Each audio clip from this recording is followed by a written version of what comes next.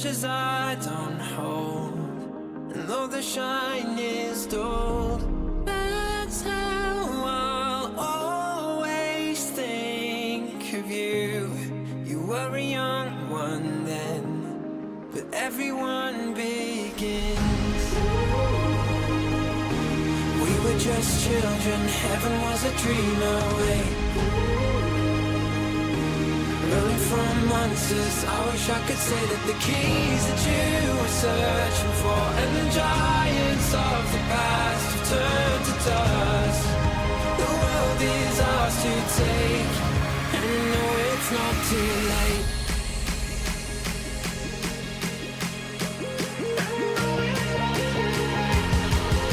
The world is ours to take, and no, it's not too late.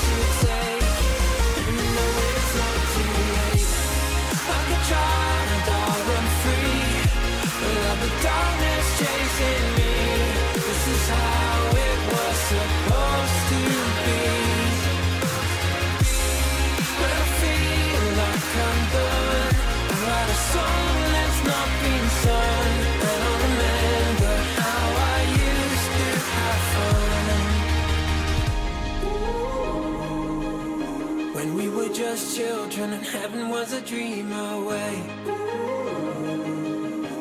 Running from monsters, I just wanna say that the keys that you were searching for, and the giants of the past have turned to dust. The world is ours to take, and you know it's not too late.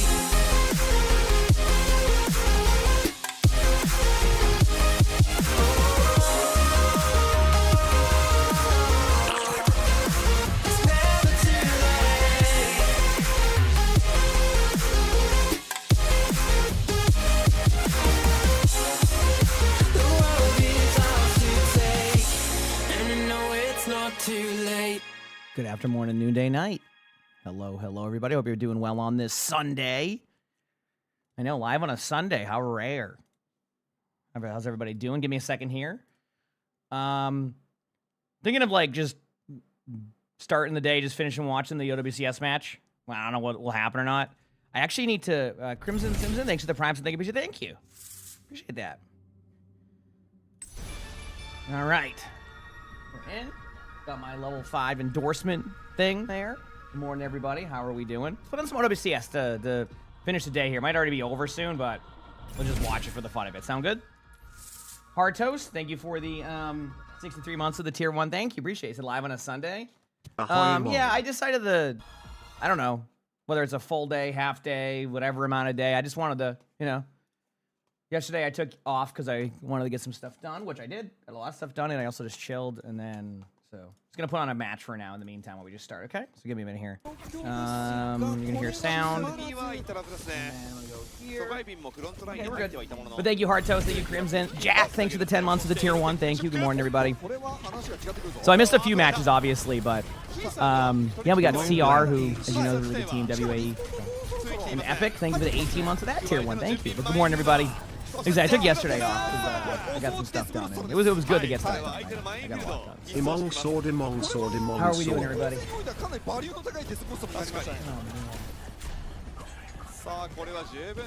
talking about my credits? Oh, just a lot of Overwatch 1 and then more Overwatch 2 stuff. Credits. Yep.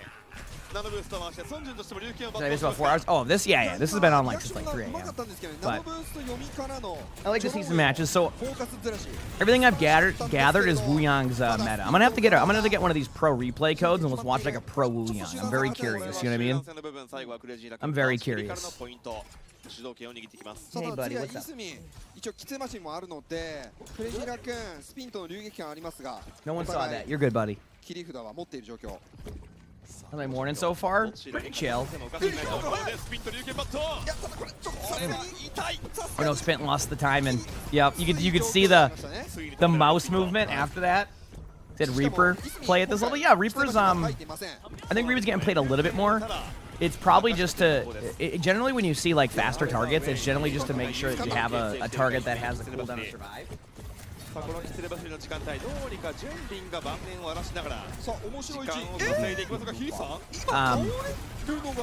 So like you'll notice that a lot. And Reaper's probably one of those heroes that over time's gotten a little bit better.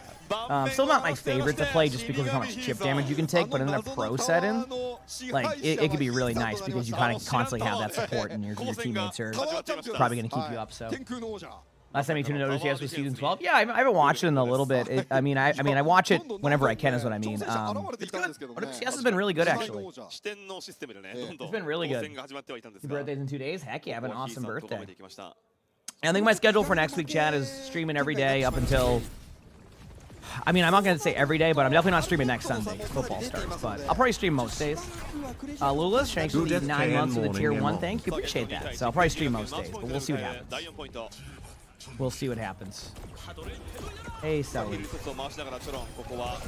Damn, CR is just so good. And now they have another DPS player to add to like their really good DPS line. And I just don't know what my schedule is. I know Bonnie has tomorrow off, but we'll see. We'll see how we feel.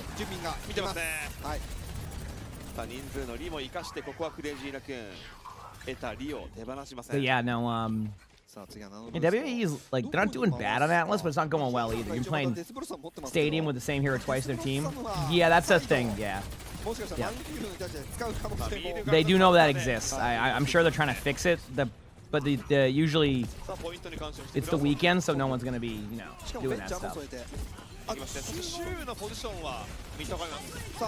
I would like to see WAE just like take a map so I can watch another map, but I just think CR is too good to not just 3-0 this. Whoa, holy crap, come on, nowhere. There it is again. So I've been seeing a ton of this backline. Ana Wuyang's gonna be so good. Ana Wuyang's gonna be so good. Oh, is that actually possible what's happening? Yeah, I forget that happens sometimes, like in the pro scene there sometimes. But I mean, that's what to say. I think that might just be it for CR. And maybe not. I mean, Spade doesn't get a kill here. They're gonna get Wuyang, but maybe it's enough to trade. Oh no, the Genji's caught out by the Genji. I think that might be it. Once that happens. Damn. All right, well, I guess that was it. Well, good OWCS matches, chat. There you go. Woo! Really got a lot done there. Really got to view some of those matches. But yeah, anyway, said on early today. Not early, on a Sunday, which is, like I said, rare. Was it 3-0 across the board? One second. I guess see what Sully wants. Are you hungry? What's up, buddy? Do you want to play? You want to play? You got some energy? Okay, his energy. Okay.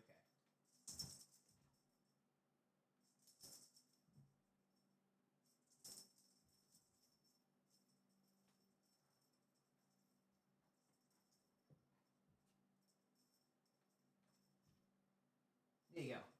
All right, he's good. Good thing you joined. You can see some of that gameplay. Yep. With a 3-0 across the board. I don't know. Let me go look. Wikipedia. He said last stream on a Sunday for a while, probably because of football. Yeah, because I usually watch football with my dad, so it's a more. Let me see. Looks like, yeah, Zeta 3-0'd and then OSG 3-0'd. Yeah, so looks like I missed out on some 3-0 watch. Yep. They get all of the loot boxes. I think so. I think so. So, all right. So today we have a few things we can do.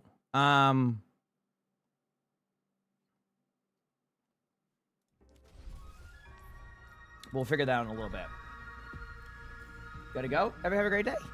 Yeah, today's also in the U.S. a lot of like cookout days. A lot of people are going out and they're to like cookouts and stuff and all that. So that should be a fun time.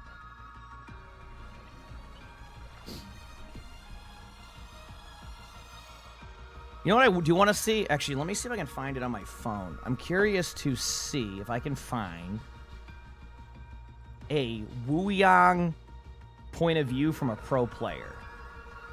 So give me 1 second here. I wonder if the messages. 1 second.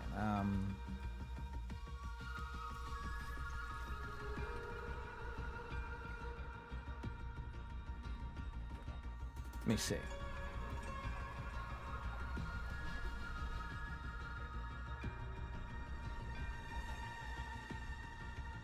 Okay, is this the...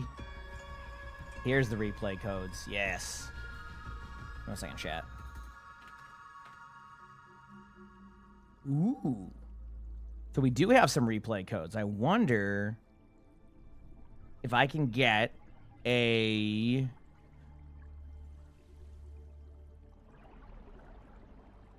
King's Row. I want to see like a Wuyang gameplay. I'm thinking let's do like a Wuyang, like seeing what a pro Wuyang player is like. Oh no, I know OBS Sojourn. Yeah, I was looking at her at the spreadsheet. This is this map, okay. I'm just curious to see, like, should I watch, like, who won this map again? It was, hey, buddy. Sorry, Sully's being very Bengal. What's that? Okay. I'm gonna feed Sully very quickly, chat. Give me, like, 1 second. And then, I'm thinking of doing a spectating like this. 1 second. Are you hungry?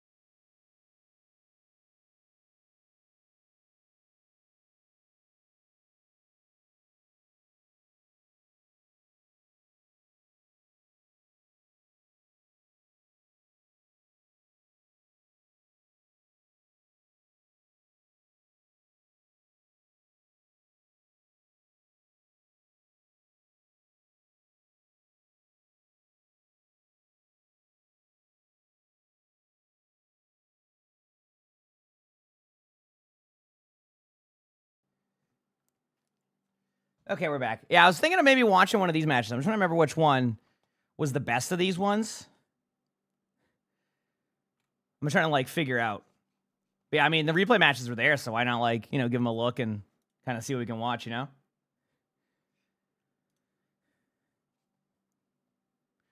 The Esperanza map was probably the best one. I'm trying to think of match length, too. This one's 10 minutes. Okay, let me see what the longest match was. That probably also help. Actually, although I think they banned Wu Yang one of these games. Let me see. Ooh, this is an Atlas. How long was this Atlas? 8 minutes. Damn, they didn't play many long matches, did they? Holy crap.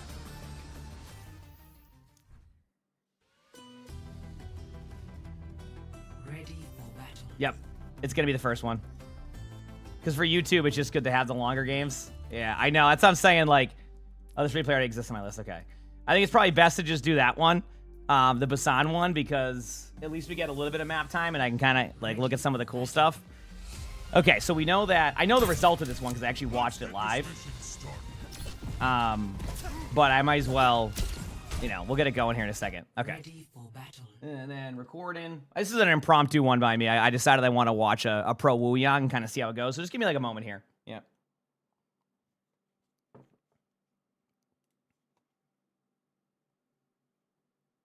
Give me a moment here on this one. Get everything rolling, get everything going. Oh man. Is it a Sunday stream? Yeah, today could be anywhere from a short day to a long day, depending on how I feel. But yeah, it's been a good month. Can you believe it is the last day of August? Also, we're going into September, which means that when we hit September tomorrow, I can officially say maybe we're moving in the house in weeks, which is crazy to think about. That's the crazy part.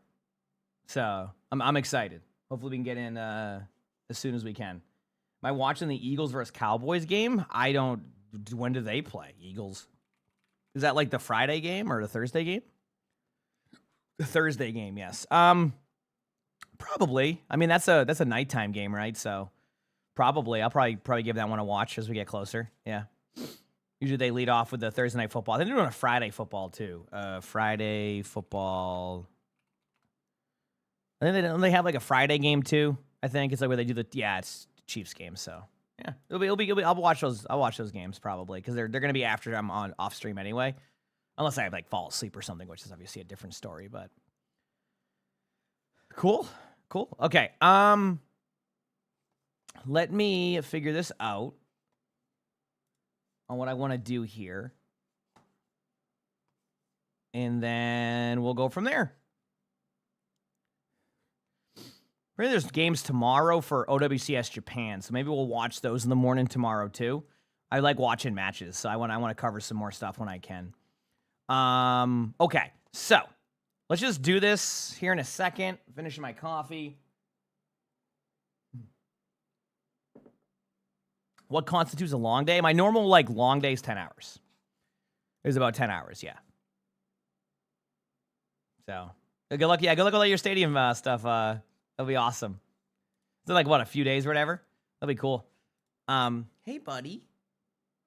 I know. Do you want to go in your bucket? What's the deal? He just ate his food, so he's happy. Are you talking about Wu Yang? I think Wu Yang's in every game, yeah. That I've seen. Is he a bucket boy early? See, that's what he wanted. He wanted his food. He doesn't understand like the bucket moves slightly, so when he goes in there, he's like, "Wait a second. Nope, never mind. That was that. Okay." So he got in the bucket and he left. Well, I don't get what that play was. He got in the bucket and then he just left. He's like, "Okay, I'm good. See you later." So that's funny.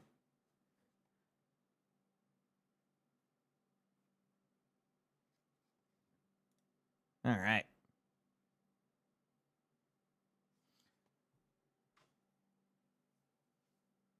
You want to get in your bucket, sir? I gotta move my phone. There he goes. Is he back in the bucket? Everything's sturdy, buddy. So that's gonna be just you not going to the right spot. I'm not trying to make any movements yet. Let him settle. There he is. Good boy. Let's put my phone down.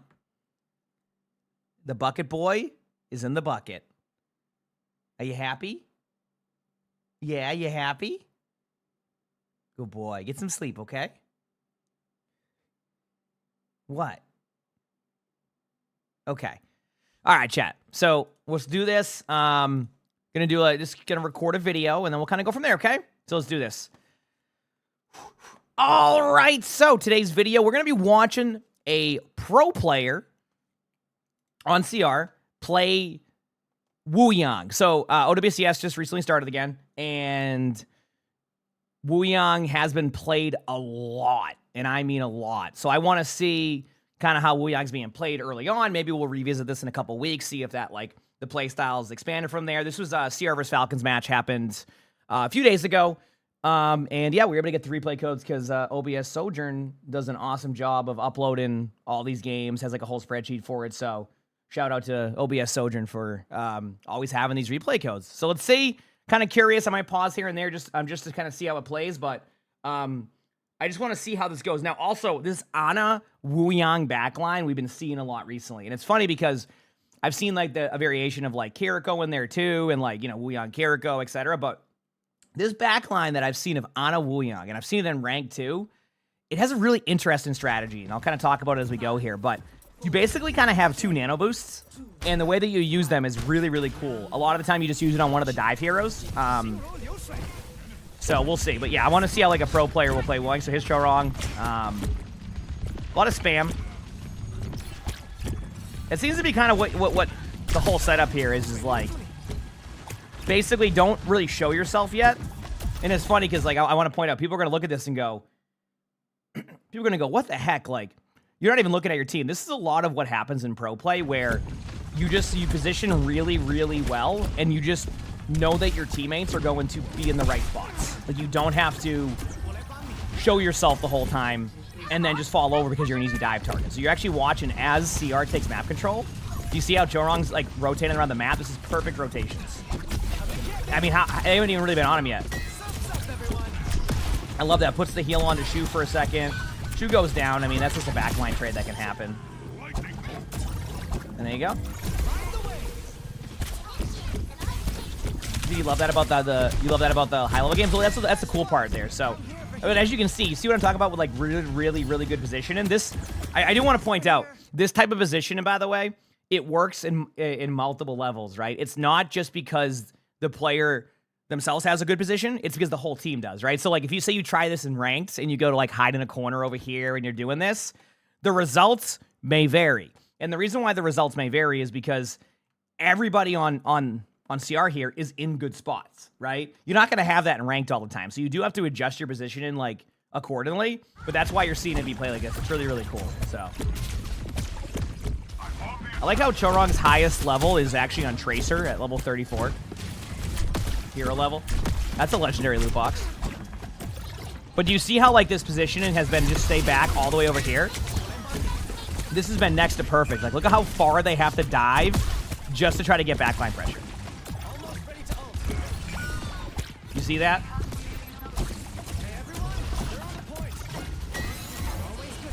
Like, think about like as we're watching this, how far have you seen Chorong move across this map? Just in this spot, because this is a spot where you have to over dive just to make plays happen.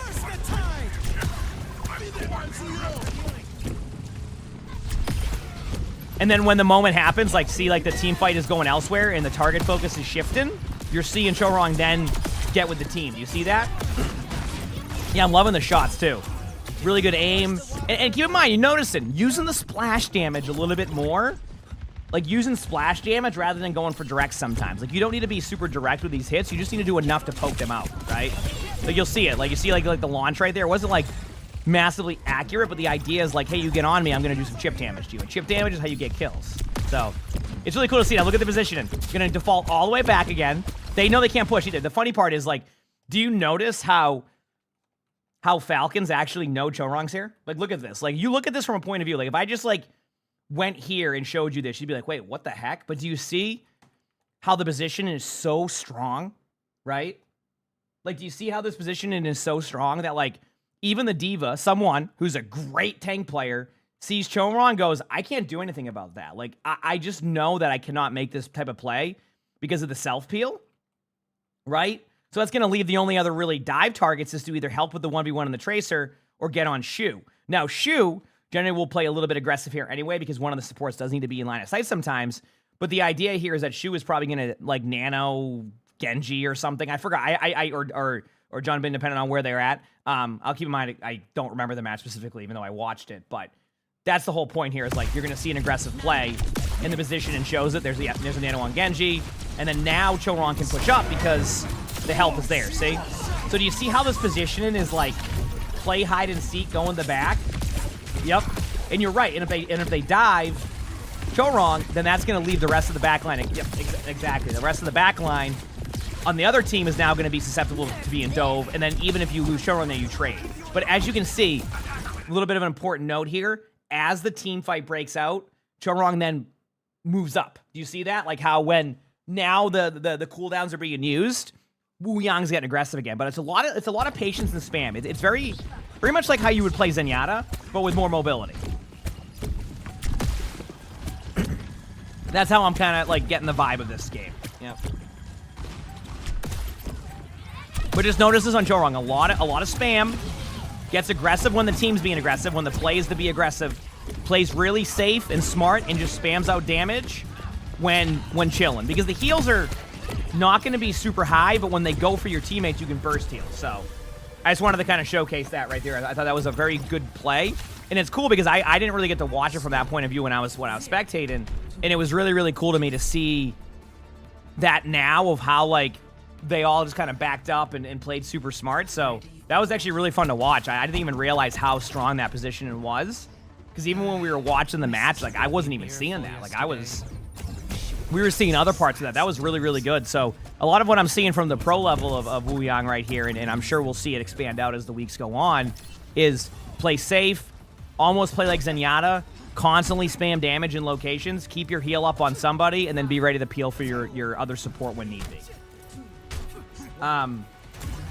This is not what I expected. No, it's not even that. It's like every single pro meta will have different ways that you play, right? Like some pro metas will require you to go in as a core. Like, for example, we haven't seen it in a long time. Remember when like Moira was meta during Overwatch 2 at one point where like you could not be alone. You had to go in like as a core and that was it, right? And we think about Bappa Yari, right? Like the Yari plays a little bit more aggressive because now you have a mid-range heal because of the pot. Like you don't play like so far back anymore as a Yari. Well, you do, but you don't. Like not like you would Wu Yang here. So it's like every playstyle is different, every meta is different. So you kind of see how it goes. So it's really cool to see with Wu Yang. It's a lot of just playing really far back, keep yourself isolated away from the rest of the team. I mean, how often did you see Chorong actually heal the tank? Right? Barely. If anything, it was just cleanup heals at the end. So this map's a little bit different on position. I'm kind of curious to see how this was set up here, but as you can see, a lot of spam, and I think the players are going to only get better at this spam as the weeks go on, because I mean, this is still limited playtime. I mean, this is, to give you an idea, by the way, this is Chorong on a what? I mean, if you don't count the playtest weekend, what, day 3 or 4? Because I think this match was on Friday. So again, very, very solid position in here, playing far away, really accurate with that shot too. This might be a spot where there's the peel. The peel actually missed. But yeah, see this? See like how safe this is? I wish I could see the scoreboard and play the games. I mean, not play the games, spectating. Like, look at this here. This is nice. Yep. So what we've learned thus far is with Wu Yang, a lot of playing back, a lot of playing that angle, and a lot of hide and seek. But make sure you're spamming. All right, make sure you're spamming. Notice how like Chorong isn't like going, oh, I have to get these heals now. It's only when like something like this happens, and it's usually for Shu, right? Like keeping Shu alive here. Like what can they do there? That was a nano Winston on an Ana that was perfectly peeled for. You can, and there you go. Yep. It's really cool to see. I'm gonna have to bring back more of like watching pro players as like spectatings, because whenever I watch, I learn a lot too, which then helps my spectatings, and I also just get to see some good Overwatch. Like, it's cool. But you notice these rotations on Chorong? Like, it almost feels like, and again, this isn't what's going through, like, when they're going through the mindset of, like, how you do it, but have you ever noticed that basically half the map doesn't exist for Chorong most of the time? From, like, where, like, he'll play? Like, so basically, like, the map is basically cut in half here. And the only time you'll see Chorong here is either at the beginning of like, the game, or when the team is in a good spot to go and push and snowball. But the general consensus is play this side so that way if they have to dive you, they have to spend so much time getting to you, and then you're just catching the wave and you're getting out of there, and you can either rotate this way, you can rotate back, your teammates can meet you in the middle, you have a health pack, you have a second health pack around here somewhere. Do you see how this is all positioned? You have a third health pack technically, but do you see how this is all positioned? It's that way, if you go for the Wuyang, the rest of the team can help. It's just really, really good Overwatch. And it's something that, again, I'm not going to say you're going to be able to apply this in ranked all the time, but I want to show you, like, how good positioning can lead to good results if everything, you know, if you're able to play the character in, like, the way that Chorong's playing. Like, as in, again, not at the, you don't have to, like, mechanically play the same way. It's more just, like, the decision-making that you're doing. You see how the map is now, the snowball's happening, so the rotation's happening? Now watch where Chorong will end up after. I don't know if he'll end up, actually, any else? It depends. You're going to see a bit more of an aggressive play by Wuyang if there's ultimates to be had, and I think it's going to be a blade. Oh, I love that spam. I remember seeing proper die to that. I didn't know what happened. Yeah, so the reason why Wuyang's playing aggressive now is going to be aggressive. Because you look at the ultimates are basically like an all-in strat. So what you're doing now is you're rotating to be in a spot away from where the ultimate, yep, exactly. See? So the Winston ultimate is happening on this side of the map. So instead of being on the same side, you're having the rotations and the angles happen. So now Chorong's here. They're going to rotate back, and then eventually you'll see a rotate either into the team or back this way. It's really, really good Overwatch. It's like very, very clean. Very, very clean. Yep. And now you just start spamming corners. Also, how do I get rid of this thing on the replay? I just realized I have this up here the whole time. Yeah, it's all good. My webcam is probably in the way anyway.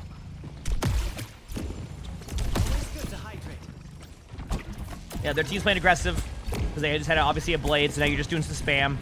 Might be actually really close here for... Yeah. Good rotation. I mean, perfect rotation down. See, even there where I'm like, ooh, this might be a little bit close, because I'm just like looking at it. You see that perfect rotation right there down?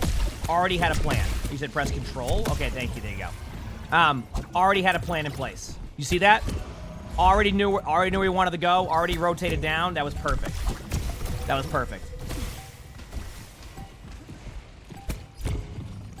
So yeah, it very much seems like with Wuyang, is you're gonna want to just play really far back like you would as Zenyatta, barely like show yourself when you're doing that, and then constantly spam. Like make sure that like someone on their team is taking poke damage when you can.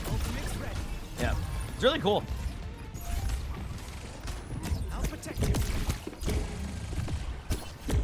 Now you can basically just ult the Tracer or the Genji. That's basically, I've seen a lot of teams ult the Tracer or Genji. Tracer's good for like, if just a pause, actually, it's funny as we say that. The reason why Tracer's a really good target is because you can go in, use your blinks, and then you can recall back if you need to, if like it doesn't go well.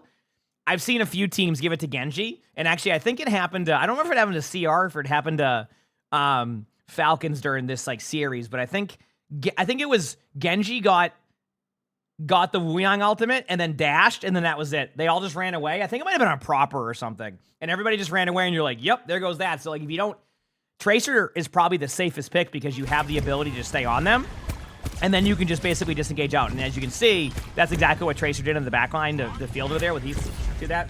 Oh, Heath went in there. And then now you just basically play safe on point, grab the point, now start rotating back, and there it is. See? Yep. They're trying to dive the Wuyang. Rotation's perfect back. Team fight is won. You could argue that Chorong re-engaged too quickly there, but like, not really. That was just a good pulse bomb by Proper more than that was a bad play by Chorong, you know? But yeah, really, really good play so far. I remember this because Winston gets the kills. Yeah. Reason why you're seeing a bit more aggression here is because it's kind of like a 2v2. It's actually a really smart play by Proper to kind of go in there onto the back line there initially, because it's a 2v2, so like that's your one time and not have the self-heal. Wait until the ult was about to pop. Yep. I think that's just getting the timings down on that too. Sometimes I forget the timings on it and it kind of hacks me up. Optical, thanks for the 63 months of the prime, so thank you, appreciate it. Thank you. Good heals there. Now they're doing their backline pressure. What you do during this is you have your teammates slowly move up to get the point. Now you flip the point, which means that they have to basically push backline. Shu survives with a good sleep, and then that was that. So, yeah, that was really clean Wuyang gameplay. I want to point that out. Like, I watched this match live when it was happening, but I was really, really curious to see how it would play out. Like, but that was great. That was smooth. That was clean. That was showing you how much teamwork can be involved in the pro level. Because like, if you truthfully, if you're in ranked, you're probably gonna want to peek your teammates a little bit more. Like Joe Wrong's trust in his team to be able to play back, play safe, and not really feel like you ever have to heal your tank is such a luxury for like supports. Like, great play across the board, but it was really cool to see. If I have to play some Wuyang games, I'll pick up on that a little bit, where I'm going to try not to overfeed. Sometimes I have an aggressive play style, and I don't think Wuyang's going to be a character you want to be too aggressive with, right? Aggressive with snowbally, like being with your team when like a team fight's going well, but a lot of the time you want to just spam, play safe, and then keep your teammates alive during that. So, or keep not even like your teammates alive, like, heal your other support when you need to, put it on one of like your Genji, your Tracer, depending on where your aggression is, and then just kind of leave it as is. And that was good. That was really good play. So I hope you enjoyed that. Let me know if you want to see more from the pro player side of like analysis of stuff. It really helps me learn too. I really do enjoy watching WCS matches when I can. And like I said, shout out again to OBS Sojourn, who has a great resource of like spreadsheets. So it's not too hard for me to go grab a replay code. So maybe let me know in the comments, like, what role you would like to see next. What player would you like to see next? Keep in mind,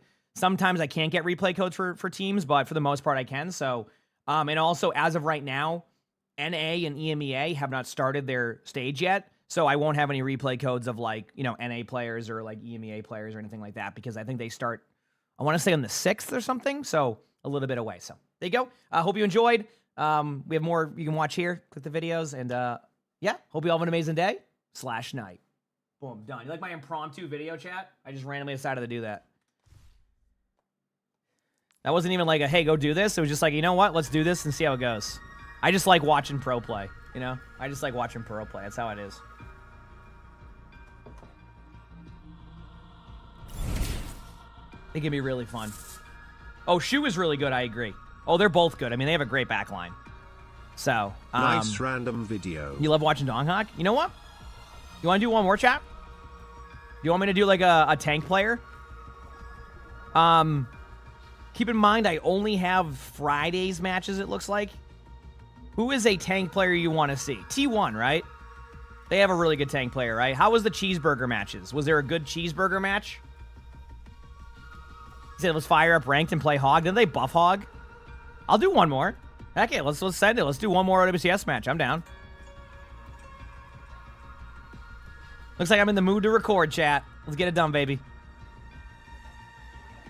All the matches today were one-sided. I don't have any of the matches for today, but I have matches from T1 and Cheeseburger yesterday. Was there like a good T1 Cheeseburger match?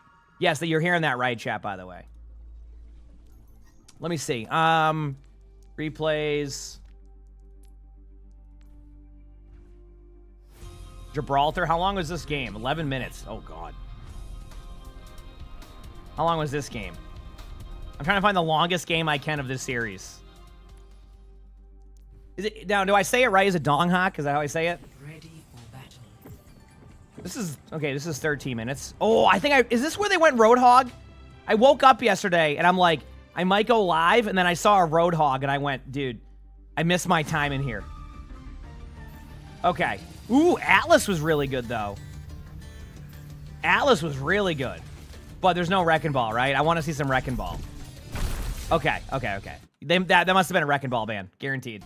So let's look at this one, the Li Jiang. Did have a nice stream. Thank you. I appreciate that. Thank you. Bean, that is. Appreciate it. Okay, so if you teach me Tai Chi, I'll teach you. Let's watch one more, because we're gonna watch a pro Wrecking Ball player on T1. All right, so let's do this. Chat, give me one quick second. I'm just going to stand up and pretend I'm busy and do absolutely nothing except walk in circles, maybe say hi to Lonnie if she's awake, and then come back upstairs and keep on streaming, okay? Does that sound good to everybody here? Because it sounds good to me. And then we'll record this video. All right? Be back.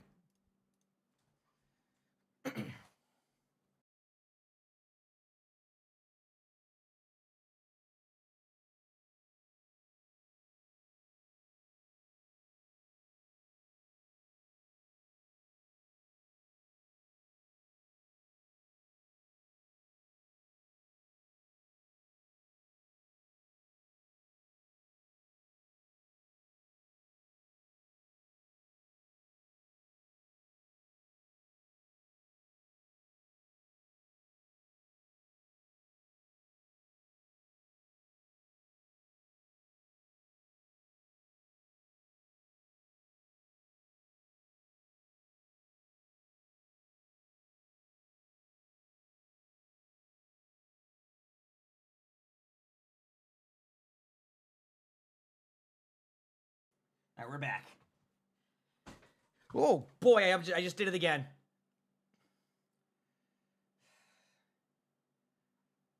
Give me a second. Hey, listen to it get to my head.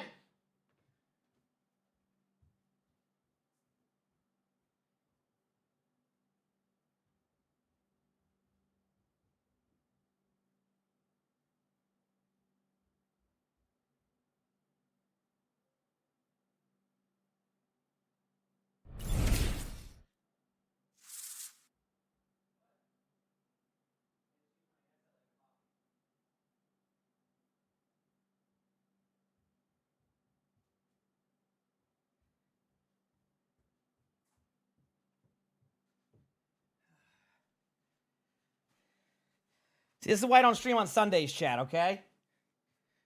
I forget what's a headset and what's a coffee, all right? Celestial, thanks for 12 months for the Prime sub. Appreciate it. Thank you. Thanks for 12 months. Oh, man. Okay.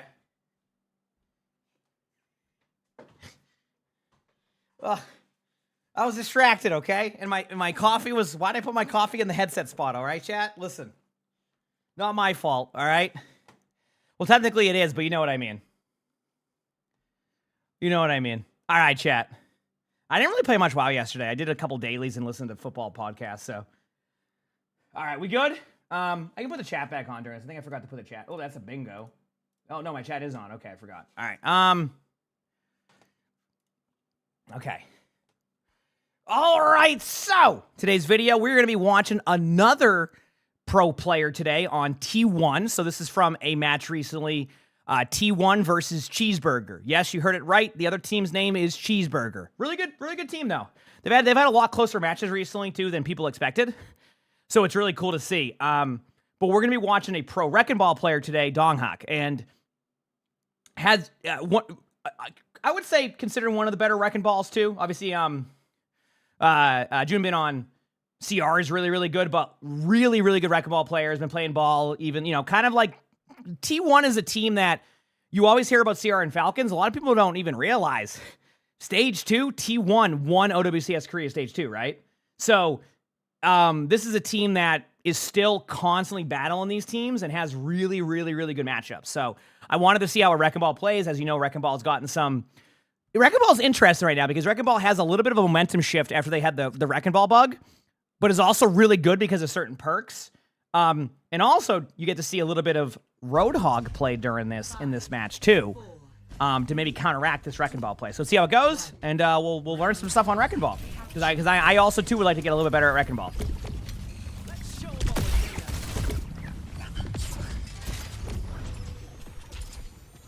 I love these engages already. See, like, that's what I do on Wrecking Ball, but I think I do it too late or too early, or maybe teams don't, like, rotate like this, and then I just get rolled. Meanwhile, some good rotations here. Chat, remember how I say sometimes in pro play, whenever we watch Spectatings, that it's not that the things that happen in ranked games don't happen in pro play, just happen less? We all saw that. Okay? Listen, sometimes you gotta shoot into the deflect, okay? I put that as more of a very well-timed deflect by Dodo, more than it was, like, on Donghak, but it happens. So, I do want to show something here, chat. The reason why the team fight is happening over here is because what Cheeseburger as a team has decided is that there's no point to just fight in the neutral middle here when the point is not unlocked yet. So what you do is you rotate to this side of the map, and then you slowly take the map over. So how often, chat, do you get into ranked against a dive comp, have everybody run this way, filter into this part of the map, and then just battle each other, and that's that? You get what I'm saying? Like how often do you see that happen, right? So the idea here is that you basically just stay over here against their dive comp. You play stacked in this room, and then as the point goes there, you can have, for example, like Argon can go and take a duel on the outside there, and you basically like slowly, methodically take the map away. This is what you do when you're going to run these type of comps. It's not my favorite play style, but in pro play, it works so well.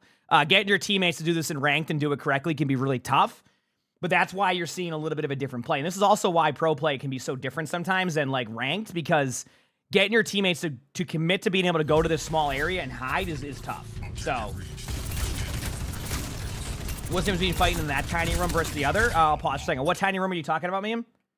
Like this one? Or what do you mean? Like this room, like here and then here? As opposed to main? Because, like, there's no, the dive targets, like, so, because if you're in the open, the dive targets will be able to get aggressive on you, right? Like, you can't, like, there's so much more room to work with, but when you're a Genji Tracer and you're in this room against a Roadhog and, like, all of this, like, chip damage, this is how, like, a Tracer falls over right away. This is how, you know, you can't have your Wrecking Ball engage. Like, what kind of pile drive are you going to do in this room, right? It's impossible. So the Wrecking Ball loses value. So it's literally taking away value and giving your teammates time to hopefully make a play. And that's why it's happening. Yep. So basically, you're removing value from what their comp is. And you know T1, very much like CR, right, is going to run Wrecking Ball. Like, this is a planned strategy by, you know, by Cheeseburger, who is willing to run a little bit more of what you consider off-meta stuff to be able to counter, you know. I always say, like, sometimes teams will play into other teams' strengths rather than look at what they can do to create a weakness there. And this is, you know, this is creating a slight weakness for T1, where it's not that they can't win, and then obviously T1 is probably going to win, I mean, obviously, but it's more like you're just making it difficult and you're giving them a change of pace strategy. So far it's been good. Wrecking Balls, I love these rotations by Donghawk. You're going to see a lot of Wrecking Ball players have good survivability. Really, really, really well played. I love that.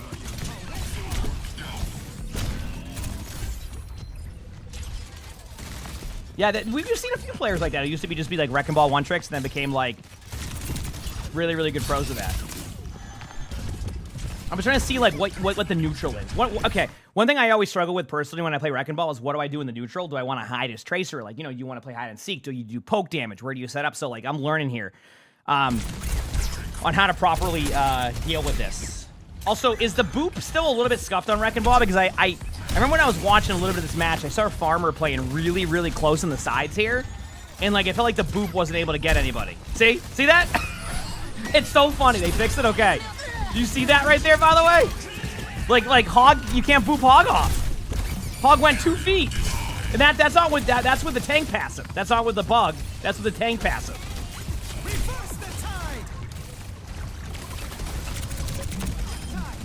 Yep.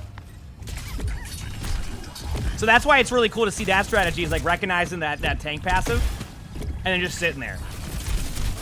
Yep. A lot of rotation around. As you notice, never like hard feeded, never like trying to overgo for that kill, right? I think sometimes on Wrecking Ball, I will try to finish the elim, and I need to recognize that just being alive as Wrecking Ball is probably more important than the off chance I get in the limb but traded on. You know what I mean? Good luck. Getting stunned, CC'd, still has, yeah, okay. Great help by the team there. As I say that, yeah, just play to get out. Yep, exactly what you see. See, I recognize that type of Wrecking Ball gameplay outside of the smooth movement, getting the health pack, and surviving part, but... Okay.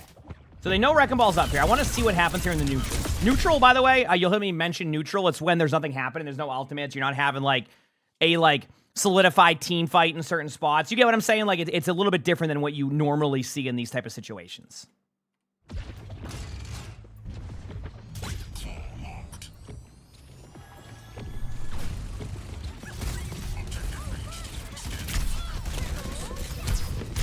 There you go. Nice play.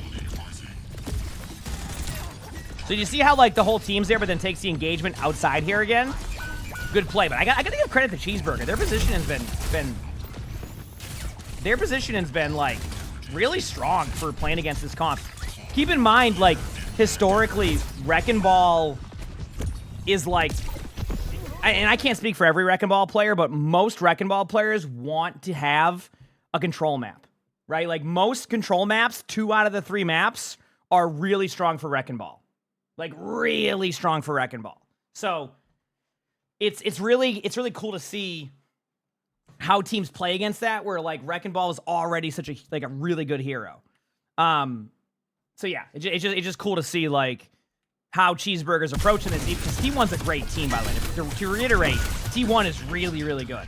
So did Wrecking Ball is nerfed on push? It used to be good on push early Overwatch too, but definitely a little bit different in how you approach it now. That's why you see teams opt on some subs sometimes, depending on like, you know, what bans happen. But yeah. Bubby, thanks for the 20 months to the Prime, so thank you. Appreciate it. Meldacast, thanks for 22 months to Tier 1. So using the ult there on the point because it's last team fight for both teams. And actually, you know, it's funny because like I didn't get to watch this match. I didn't know that Cheeseburger was gonna win this first round. Do they? That's even more. I'm even more curious on that one now. Good survivability here. I love that movement. If you're wondering how to do that, you see how the Wrecking Ball like did that like self jump. It's I got better at this now. When you do that, go at like a slight angle. That's what Wrecking Ball players taught me. Is like I'll rewind a second here because I think it'll be good to show you what I mean. And maybe they didn't use the tech here. We'll see. I can't remember. Let me see. Yeah, they kind of use it. So like you basically go at an angle. It's really hard to show here, but like you'll see it applied in like I can maybe show it in real time. Let me see. So like watch like the slight angle. See how like the Wrecking Ball goes at like just a very small angle to the right. When you do that, that's apparently like the secret to getting that done consistently is just a small angle to like whatever way you're going will give you like enough momentum to go into the air, and then you can pile drive. This is how a lot of really good Wrecking Ball players can do like pile drives without using grapple and needing like a bunch of momentum. Is like you just kind of do it like that.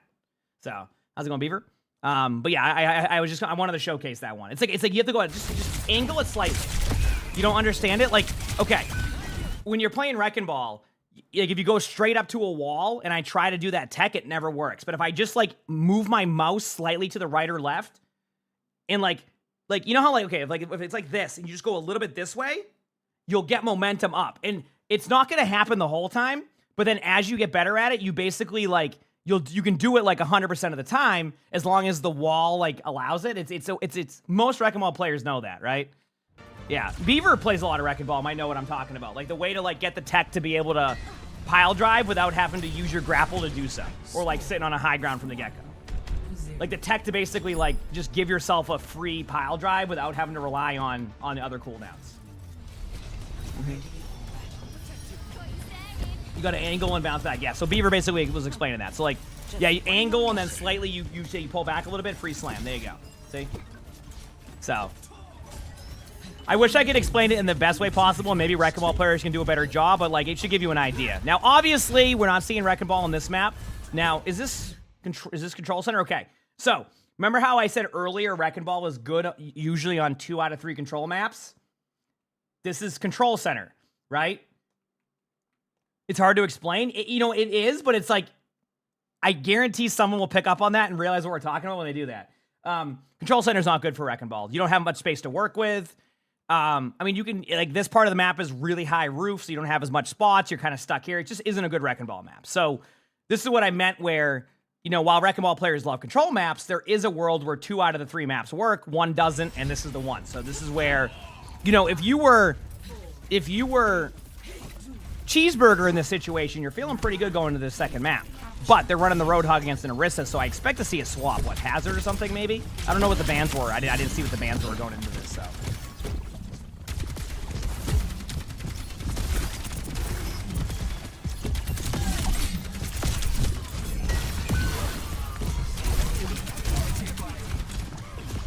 Obviously, Orisa's good against Hawk here. Now, this was the same day that Roadhog, like, this is like, Roadhog was already buffed at this point. Roadhog just got a recent one. You just started playing Overwatch recently and you play Splat? Yeah, that's good. Yeah, good job. So you're like brand new. That's really good. A lot of running around chasing there. This was an interesting one because, like, I feel like as Orisa here, I kind of ended up working, but it gives me an idea of how I should play my Orisa sometimes. I can't believe that T1 actually clutched that. I thought Cheeseburger was going to take the point, but a lot of running in circles here.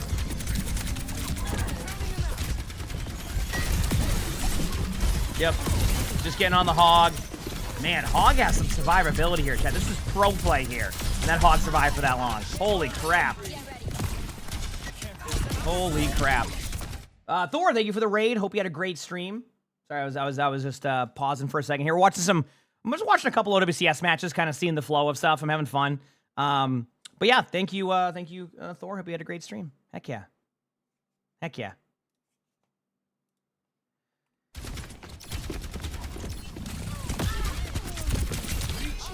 I'm loving this so far though, like this gameplay.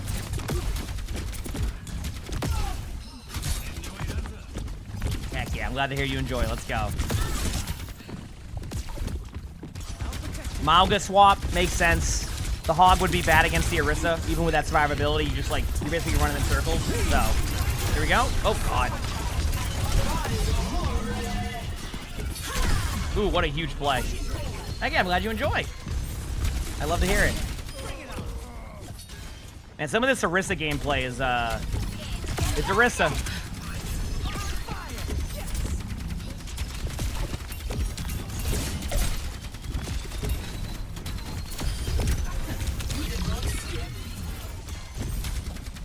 But heck yeah, I'm glad you enjoyed. Yeah, not much analysis I can do here. It's just, this is like kind of just a chill moment, you know? Very chill.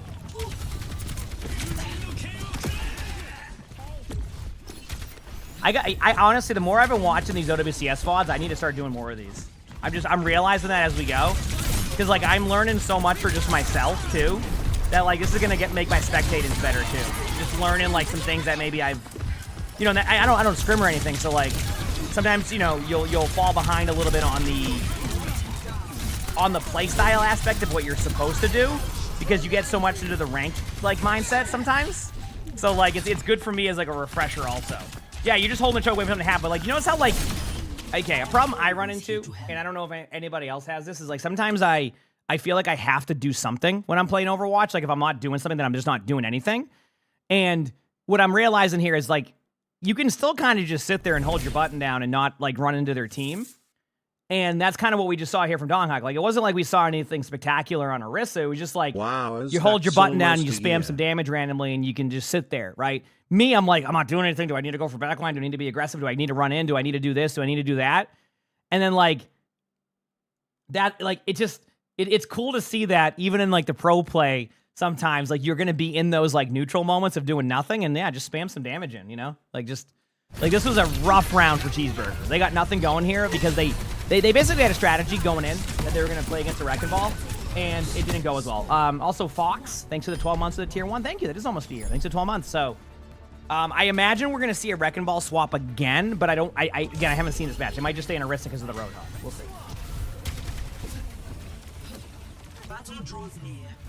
Dude, there might be a strategy here where you end up just doing, like, a TP strat and then staying on this.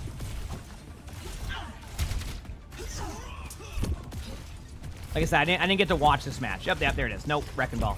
So remember what we said earlier, 2 out of the 3 maps are good for Wrecking Ball? This is another example of that. So, here we go. Let's do it.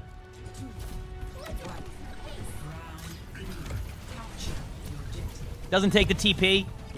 All right, Donghawk. I'm loving this. I'm loving this gameplay so far because that's me too on tank. You know what? I have mobility. I'm using that mobility. Technically, you don't have to take the TP as Wrecking Ball, but it's just funny because, like, I wonder if there's like a timing on that where does Wrecking Ball get there quicker if you just don't take TP? Probably not, right? You take TP then grapple, but maybe you want to, maybe the cooldowns align with like a bridge boop. But yeah, this is, I would say this is probably one of this is one of Wrecking Ball's best maps for controlling like the map. Like, you can control both sides of the bridge, you can boot people off. So we'll see.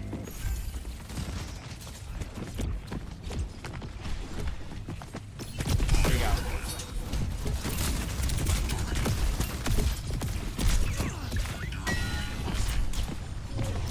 circles.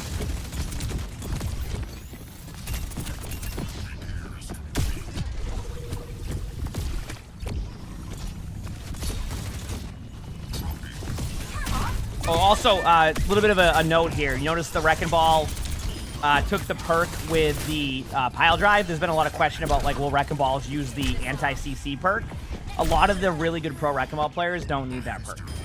I think that was a really good ranked update perk, but, like, as of right now, with, you know, the Wrecking Ball's not worried about it. And you do see Cheeseburger make a swap. I love this rotation around. This is really aggressive Wrecking Ball play. See, this is something that I think I probably struggle with on Wrecking Ball, is just knowing that I can go into their spawn, and that, like, the idea is not about kills, it's about making them turn around. Sometimes that 4 to 5 second difference can be a make or break in a game. So that's really, really cool there, where, like, it's showing me that I can be a little bit more aggressive.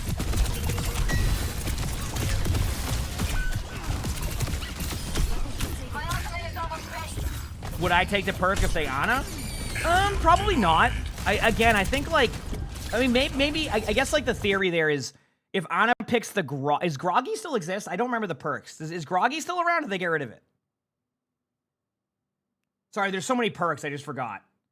So if Groggy's still around, maybe you look at the Ana and, like, be like, okay, if Ana has Groggy, then you take that one. Groggy's the one where, like, you get, what, slowed and, like, slept, or, like, off the sleep or something, and, like, some damage. So, like, maybe you... That's a good question. I'm going to assume that probably not. I think in pro play, I think the Wrecking Ball trusts their gameplay enough to know that, like, they can survive that. And, like, I don't think, like, especially on this map, I don't know if, like, there'd be enough follow-up from the other team, because, like, if you're running Genji Tracer and use Groggy or Wrecking Ball, would the other team even allow, like, the Wrecking Ball just to be there? I don't think so. So I don't know. I think in pro play you still might see the Wrecking Balls lean towards the pile drive perk. But if teams start to go heavy CC, then I can see that perk swapping. Yeah.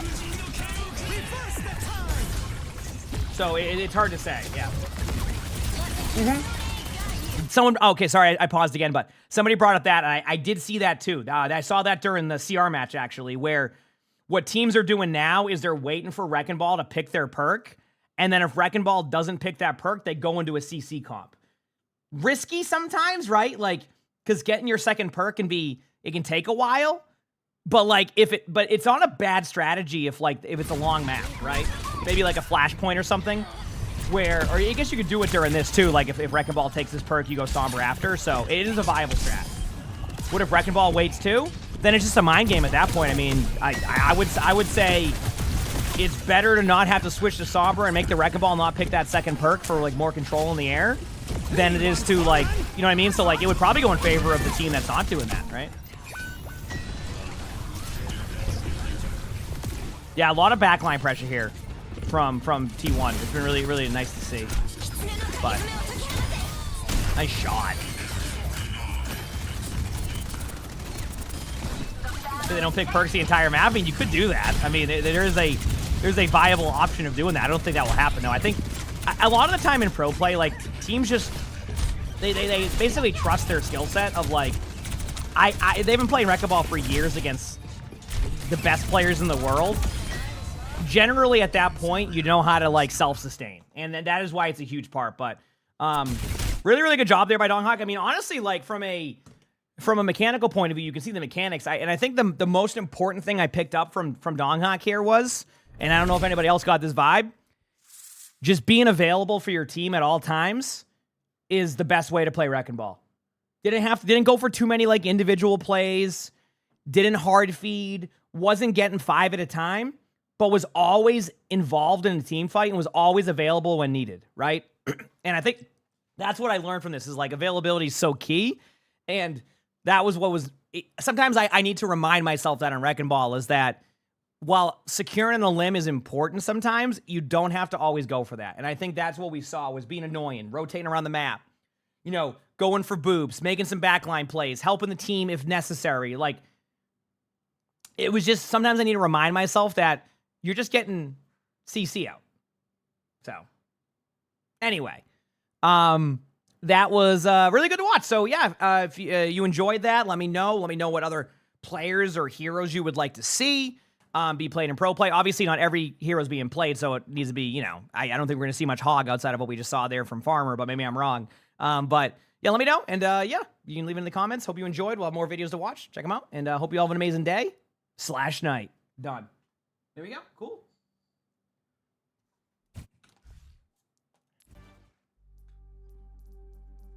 All right, chat. You know what I kind of want to watch? Should I watch a pro player DPS now? Do we just do one more? Get three rolls done? 3 videos? 3 rolls, 3 videos? I've gotten a support, I've gotten a tank. Let's watch a DPS. Okay, who are we gonna watch? I kind of want to, let me look at the previous matches. Maybe there were some good matches that I missed that weren't 3-0s. Let me see. You must stress, you really think I should fire up ranked and lock Hog? True. Tracer? Tracer. Okay, I can watch him Tracer. Damn, all 3-0s. Actually, what about, wasn't there a really good matchup from Cheeseburger on day 1? Who do they play on day 1? It was Zeta, right? Did they have really good Tracer play on day 1 on Tracer? Let me see what they have here. Let me see if I can find some. This might be a Koth map at first, so give me a second. What support did we watch? Chorong on Wu Yang from the other day. Ready for Is Argon considered a really good Tracer player? Again, I know Cheeseburger's really good, but I'm more like along the lines of like, would you say Argon's considered very, very, very like fun to watch on Tracer? Or would you think it's better to go like a Zeta map and watch like Alpha Yi or something? Like, isn't there like a map 5 or something in this one on Zeta? Zeta's a really good team too, so maybe, where am I getting these codes from? OBS Sojourn has a resource. It might just be on her Twitter, the link. I think I can, just to triple check, like, her spreadsheet thing's public, right? To make sure before I link this, like it's a public spreadsheet. Like everybody has it. I think it is. Just I want to triple check. I can just go to her YouTube.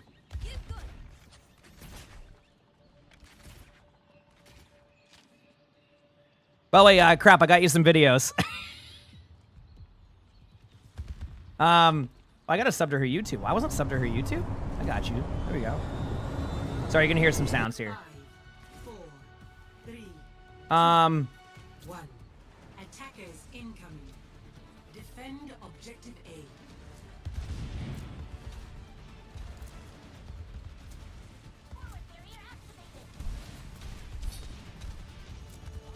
Oh, actually, she has... Okay, yeah, so maybe we'll do... Want to watch this Eichenwald game? Ooh, this is an interesting one. Maybe from Pelican's point of view? Pelican's a really good player. Ready for battle. And this is a quick match. This is going to be a full hold, so let's go to something else.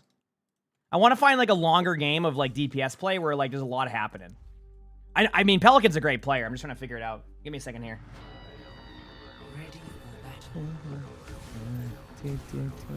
20-minute Junkertown? I'm in.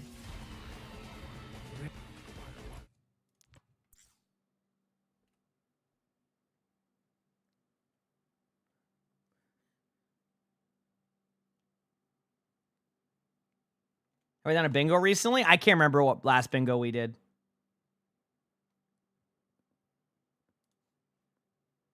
Would you say this was a good map?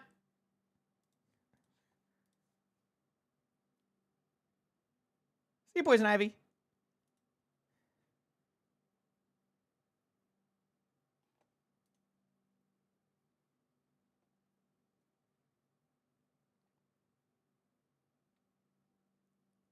All right, let's watch Pelican. I think Pelican's good. Let's watch Pelican. All right, let's do it. I'm down with this. This will be like, because we can watch Pelican, and then this Pelican, I just want to see the hero pool. Is there a way to see, like, hero pools throughout the game without spoiling anything? Is it just Genji? Is it Genji? Why don't we just watch a pro Genji? I never watch pro Genji gameplay. Okay, Genji Tracer. This would be perfect, actually. Okay, cool. That's what I was wondering. All right. Ready for battle. Cool. Yeah, crap. I figured, like, maybe some pro player point of views. I got a Wu Yang pro player point of view done. I got a pro player of a Wrecking Ball, a point of view of a Wrecking Ball pro player, and now we're doing a Genji Tracer.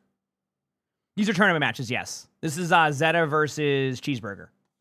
So, okay, be back one quick second, chat, and then we'll start this VOD, okay? Appreciate y'all hanging out. You haven't hit that follow button yet. Hit the follow button if you're on YouTube. Like the stream, and LBRB.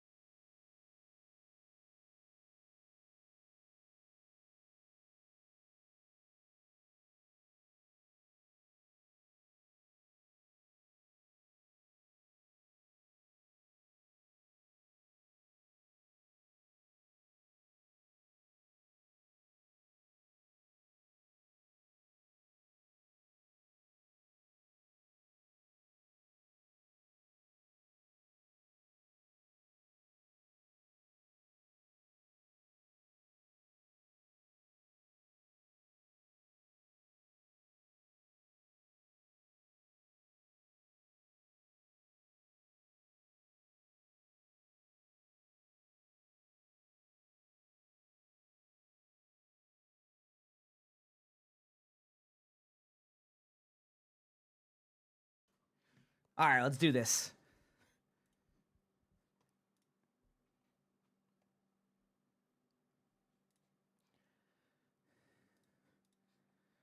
I'm ready.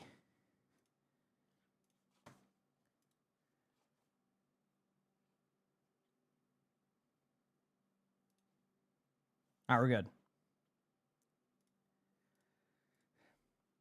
Here we go. All right, so today's video, we're back with another watching an OWCS pro player. This one is we're gonna watch from Pelican. Now, obviously, Pelican's been around pro play for quite a long time now. Very, very, very good DPS player. Very consistent. And this is a game that happened recently in OWCS. You're gonna see a lot of Wu Yang, etc. And we're gonna see some Genji, I think, Tracer point of view here from Pelican on Junkertown. So it should be a really cool matchup. I'm curious to see how it goes. I don't even know the result of this matchup. But this was a Cheeseburger versus Zeta matchup. And my understanding of this matchup is that it was 2-0 Cheeseburger at one point. So I think it's 2-1 going into the series here. But I just want to see how, you know, I haven't watched a pro Genji like point of view in a long time. So it'd be really cool to see. So it's like pro Genji, Tracer, all that. A lot of what you're gonna see from Genji is, so you're not gonna be able to dive backline the whole time, so it's a lot of like just farm and blade from a distance, right? Like farm blade from a distance. Ooh, yup, rock. Holy crap. Well, you know what? So far, I can play Genji like that. I got this. I got this. Now, obviously, Pelican's an unreal player. Sometimes the other player just makes a better play. That was a good rock, I gotta be honest. Like, that was good. Too much for Farm and Blade, true. You can tell Pelican's very scared about going against the Widow there on the deflect. So I think what my guess is Pelican's end goal here is to maybe get map control behind to pressure the Widow and eventually go for the play. But we'll see. Maybe it's just play the angle, the off angle, and then just kind of like, so it looks like a lot of just, like, angle playing here. Yep. Well, wait, chat. Can we talk about how smart that Venomine was? Like, this is the little things that somebody said earlier, like, you get impressed by a lot of stuff like that. I love that. So, they were so prepared for this spot that a Venom Mine was placed right here. So that way, if Genji did go for the flank behind, it is known. Also, what the heck? It is, where was it? It was like right here. The Venom Mine. So when the Genji dashed up, that's what happened. So like, let me see if I can rewind just a little, like a second like away. Let me see. See the Venom Mine right here? So rather than have the Venom Mine back here on the Widow, because the Widow is so far away, you can see it coming, you put, and like your team's going to be able to see if the Genji goes here, you basically just put a Venom Mine here so you don't get surprised. So now the Widow is aware of this play. So when Pelican, I think at 31% dashes up there, watch, like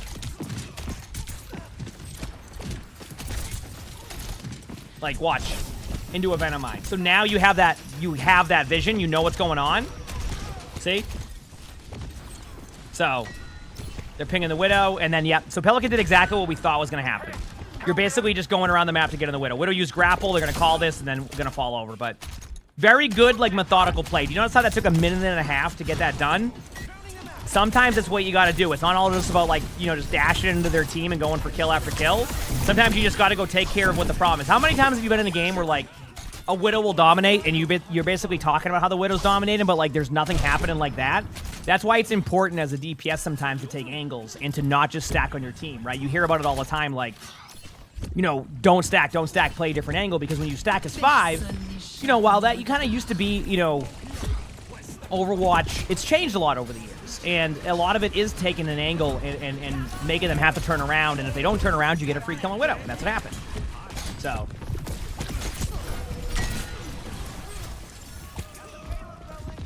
Yep. I like how Pelican was shooting at his own Hanzo there.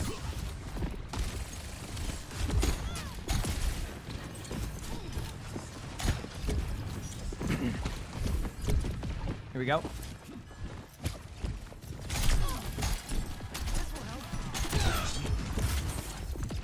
It seems like Pelican's go-to against the Widow is always just pop deflect right away. Like that, there must be just so much success with that play. Huh. Did both Wu Yangs just, like, ult each other to survive? Did I see that right? Like, I think they both just, like, ulted each other to stay, like, they both, like, self-ulted. That was great. I gotta admit, that was great peel by Pelican and the team. Like, that was a weird team fight to see happen, but that was a really good one. All right, so we're gonna go take map control. They have one on cart. Probably going to be the Wu Yang, because Wu Yang wants to be the furthest away. Setting up for high ground. Yep. One thing we've seen a lot recently with Wu Yang in pro play, a lot of spam. A lot of just spamming corners and doing splash damage to deal with flankers. That's what you're seeing right there.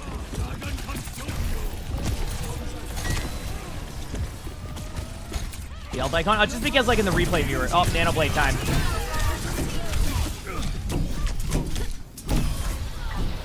I gotta be honest with you. You know who really clutched that? Like, I didn't see it, but did Finn hit asleep? Because I think Finn just clutched that. I didn't see what happened, but like that Sigma ultimate was about to get the Genji, which you wouldn't have lost an extra one. I think like I might as well just look. Or Sigma rocked him? No, there's not a Sigma to rock. I'm just curious now. We'll skip right ahead. I just want to see something here. I think I heard the sleep, right? On the Sigma. So here's the Sigma.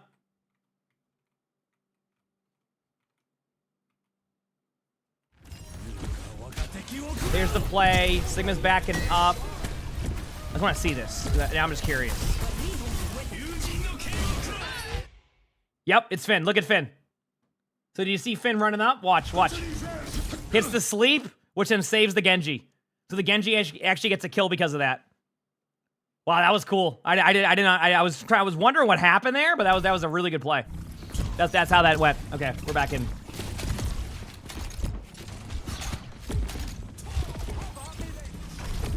No, that play was set up. That's why Pelican was playing so aggro, was the nano. So Finn got the nano off, and then he hit a huge sleep on Sigma. Really good play.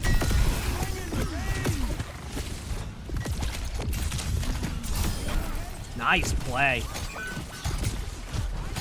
You know, it's funny, you know, watching Pelican play Genji here, and I think maybe I've just been so used to seeing rank Genji.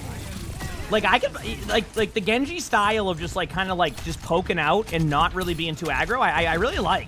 And then timing your aggression when the timing's right, like this, exactly. Like, that's probably how you play Genji, but it's been so long since I've watched, like, a pro Genji point of view that I just, like, it's just, like, it's a very chill, like, spam playstyle. And actually, technically, I imagine the Genji buff only solidified that, right? Not the Genji buff, let me rephrase that. Remember when they made Genji shoot faster?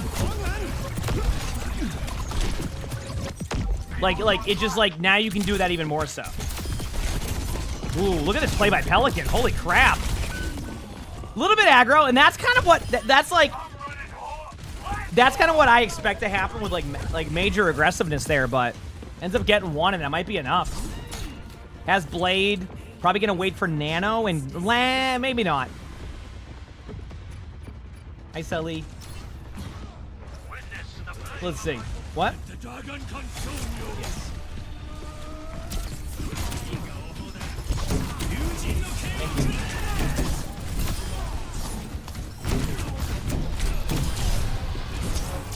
Wow. Great blade by Pelican there. Oh, that was clean. Yeah, very clean gameplay. Very, very clean gameplay here. It's cool to see.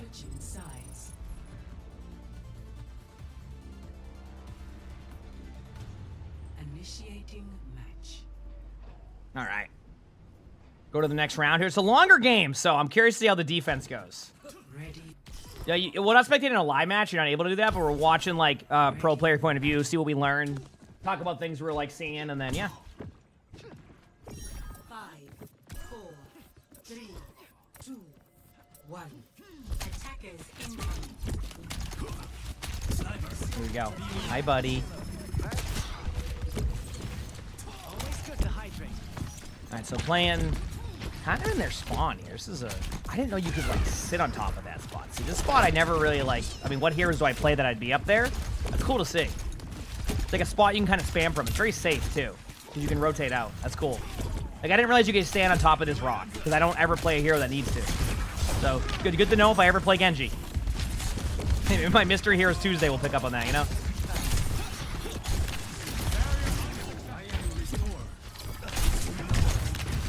This is a pro player, so champion.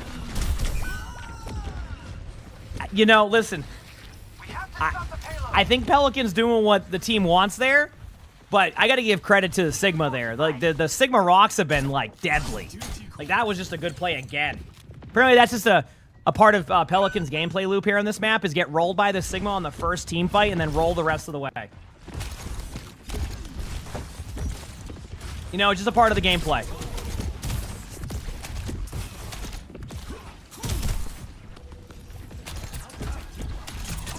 Sigma's a lot better now, too, with that perk that lets you manage your shield more. It's nice to see.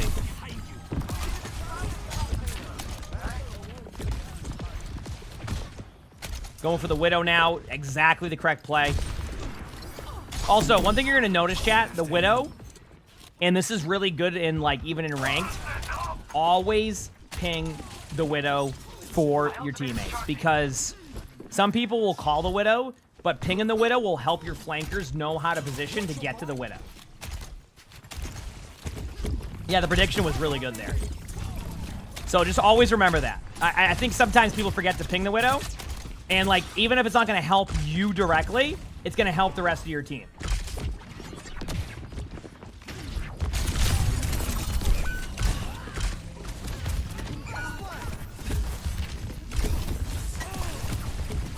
Honestly, I think that this is a situation where the strategy from Zeta is to hold, like, the coast side there, and the strategy for Cheeseburger at the time was to deny the coast. That seems to be what the play was, and they did a really good job of that, so. Yep. Did you ping a little bit too much? I mean, depends what you're pinging, right?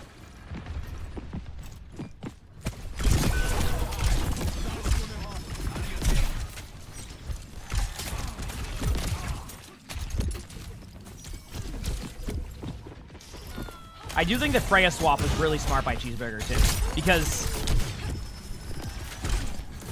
when you do the Freya swap there, it basically means that the dive from Genji's a lot worse. Oh, that's good luck. Damn, good peel. Honestly, I think Pelican thought the kill on Lucio was gonna happen.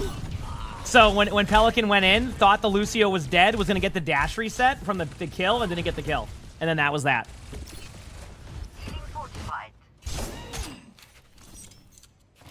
At what point do you give up a checkpoint? Sure. At what point do you give up a checkpoint? Map control. So sometimes you'll see teammates give up the checkpoint really early here on this point to control the high ground here. And the reason why you do that is because map control on Junkertown can be really tough on a retake if snowballed, because you have to come through these small hallways, right? So a lot of the time, Junkertown's one of the easier ones to figure out. If you feel like if you drop down, they have map control on each side, just give them the point and control this part of the map. It's better to hold here for 3 minutes than to give up 3 minutes worth of hold time for that one team fight that's kind of risky. So, you know, sometimes it works, sometimes it doesn't. There's a little bit of risk reward for that retake, but I think that's on Junkertown. It's pretty much, if they're set up on map control and you just don't have the ultimates to win, hold close to buy time here. And that's kind of what their decision was. And you can save more time that way. Hello. You know my streams, welcome. Hope you enjoy, Noah. Hi, buddy. Good boy. Want to get your bucket? Go get your bucket. Boy. So we're seeing some, the hacked health packs is from Hanzo, by the way, chat.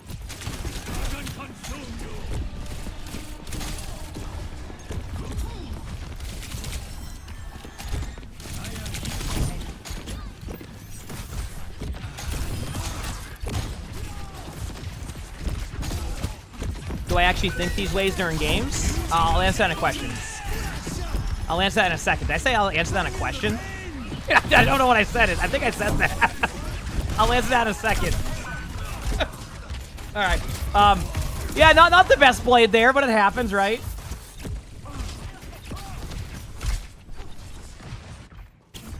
Okay.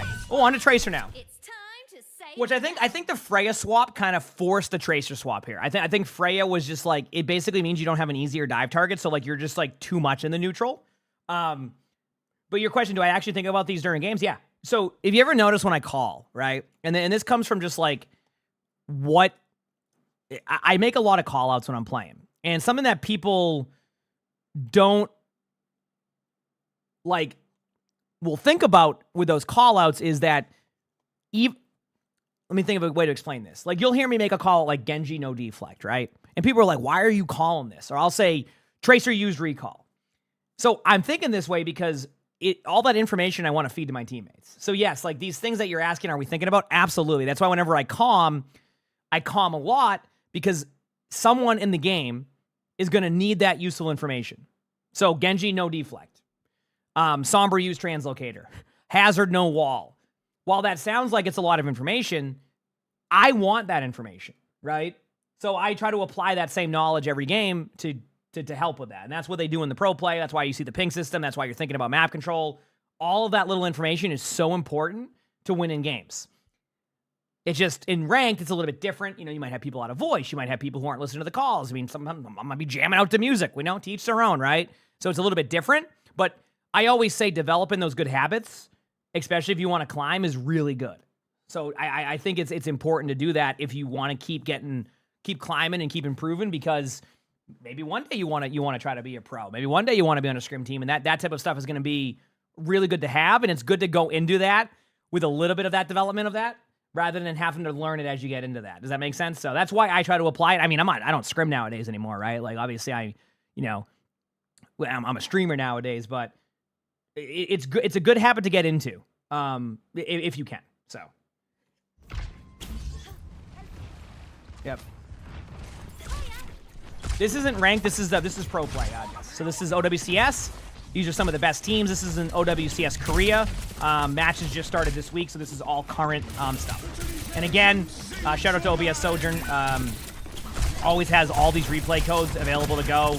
Always having good replay point of views, all that. So, always a good resource to check out if you're more interested in this type of stuff.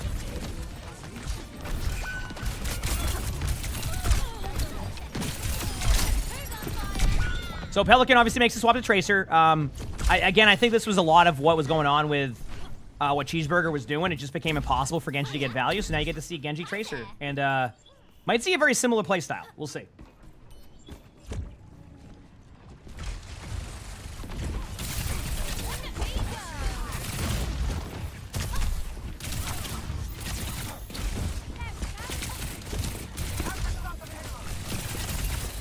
A lot of this is just doing some poke damage, being aggressive at the same time as your teammates, which is exactly what happens on the Wu Yang ult. They chose Hazard, and then there you go, so.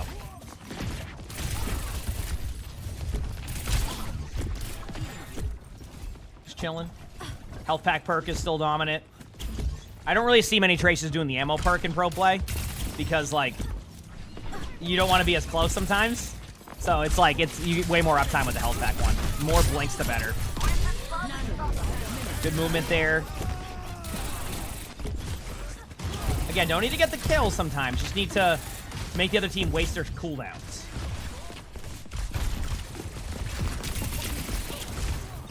There we go.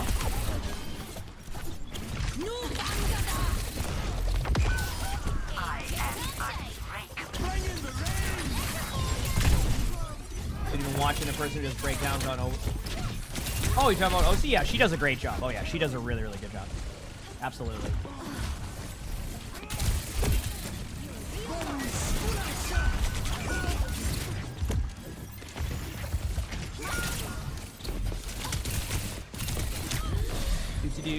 Playing to live. A lot of just cooldown management.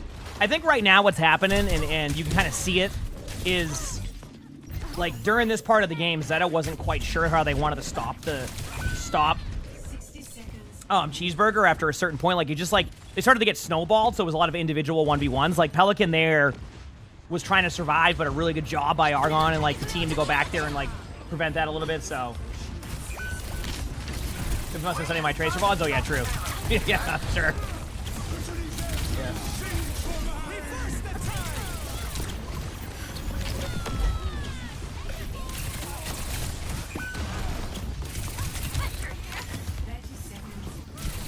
One thing that is going to be a little bit underrated here on any of the pro tracer point of views, patience. Do you notice how, like, while all that stuff was happening, and obviously they don't win this team fight, but, like, do you notice how Pelican just stopped for a second? Sometimes that is a better play than just running into their team hitting buttons. And while it didn't result in them winning the team fight, I just want you to, like, take note of that patience sometimes. Of, like, how kind of chilled for a second and waited and didn't over, like, extend. Like, I think that's just it's knowing, like, okay, I can't really do anything here, so give me a second to figure out who's next. And, again, lost the team fight, but just take note of that sometimes. You're going to see pro players do that where, like, they just don't do anything for a second. And maybe sometimes that's just to hide, you know, not to make any noise, not to give away their position or waiting for the right cooldown to be used before they go and commit their cooldowns. Things like that. Small things. So, all right, anyway, so Pelican goes, opts for Tracer on defense here.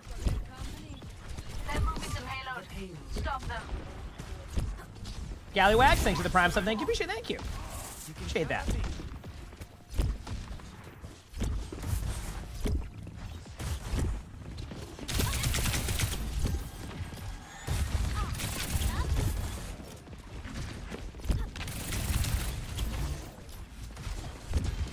Here we go.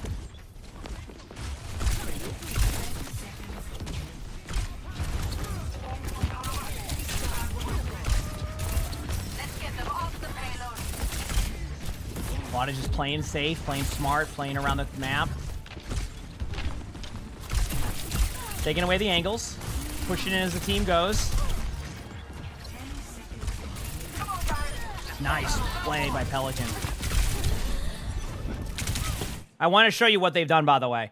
Remember how last time the strategy that they saw was for... So basically last time, the strategy of Cheeseburger was to take this side of the map, right? Like, this is their map. They want this side of the map.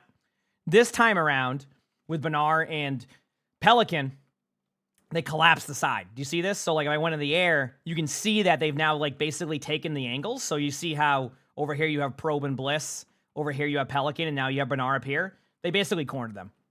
Cheeseburger basically got caught in a spot over here where, like, they have nowhere to go. It's either you make an individual play and you 1v1 somebody, or you just lose the team fight. Like, that's it. Like, there's no other option here teamwork-wise that could work. So Pelican's going to play to live because you already got a pick, right? And then now you collapse them, and then eventually you start to grind them down. See? There's the pick on that. You've collapsed them. Now you're just on the point. You're going to take the 1v1s. You get cooldowns out. They're going to slowly tap. Tracer's next. They know Tracer has no cooldown, so it's now Pelican's job to go for... Yep, there it is. Sigma's next because of no eat. Then you go for Lucio. Might stay on card just in case, and boom. And that right there, well, earlier when Cheeseburger took that part of the map, there wasn't as much of that rotation, it felt like. So this time around, they basically created a triangle there and cornered them into a spot and then slowly grinded them down. So really good strategy, and obviously they were on Tracer this time instead of Genji. I think Tracer allows for a little bit more of that like extra poke, so that was really well played by Zeta. And keep in mind, this was at a point where all of these matches were like Zeta needed to win. They were down 2-0 to start this series. I want to point that out. They were down 2-0.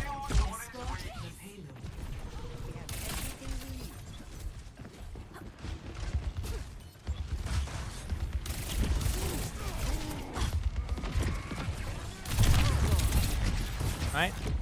Pelican's going for that spot. Remember on Genji, Pelican went for the high ground. This time the same concept. You're controlling this side of the map. Backing away to survive. Yep. Just very, very smart. Waiting on some cooldowns. You're going to see a little bit of... Now, chat, I want to point something out here. And you're like, well, why shoot across the map like that? Okay? Now, I guarantee there's going to be some tracers who are a little bit more patient there. Some tracers who aren't, right? That's just a part of how it's going to work, right? But one thing I want you to take into account in that situation, all right, is think about the DPS passive. DPS passive lasts for a while. So even just throwing that out here and shooting at them, DPS passive, and you're kind of being like, hey, I'm over here, right? I'm over on this part of the map, like, look at me. Sometimes that's just enough. So sometimes that's all you need. Like you want them to know you're here so that way they have to worry about it. If they don't look at you, you do this. You come into the back line, you pressure them, you now have control. And again, they've done what they wanted. Look at what they've done. I just want to show you the map here. They did exactly what they wanted to do. Look at the position right now. They forced Cheeseburger to one side of the map. Do you see this? And this right here is what's so impressive sometimes, is like, as you watch them move around the map, you're seeing it all methodically happen. Cheeseburger has no map control anymore. They're hecked here. There's no way that they can survive this outside of a really good individual play. Because they've used a lot of cooldowns, they're stuck here, and now they're just here. And now they can just grind them down slowly, and they have to go to the cart too. Sigma's gonna have to use cooldowns just to get there. Yep. They got cleanse out. Here's all the cooldowns. Now Pelican can just vibe. You just don't feed. Yep, you've cornered them into a room, and they've slowly just grinded them down. And look at that. And just like that, they won the map. So that was really cool to watch. Like, I don't get to watch too many, like, I haven't watched too many DPS point of views recently in pro play. And on top of that, both Genji and Tracer. So being able to see two different playstyles played in the same game and see how it's applied was really cool. So that was fun to watch. I love watching the rotations, and I love their adjustments they made. Like, adjustments like that are what's so key in pro play. So to see it happen and like during this VOD was really cool. So that was fun to watch. I hope you enjoyed. I actually had a lot of fun watching these videos. Let me know another player you'd like me to watch. Maybe even the map. Maybe specifics here. Let me know in the comments. We have more videos right here. Make sure to check them out. And I hope you all have an amazing day / night. Done. Cool. That was a good one. I'm happy with my VODs today. That was the most impromptu VOD reviews I've ever done. That wasn't even planned. I just decided, let's do it. I'm happy with that one. All right? I am happy with that one, chat.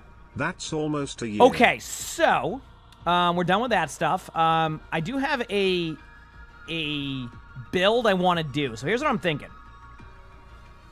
Rather than spectate this, Althea, since you're the one who submitted this, rather than spectate this, what if I just try this Brig build?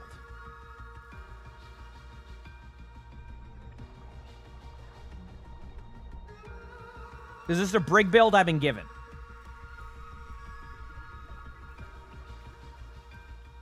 So let me see if I can import this and understand it.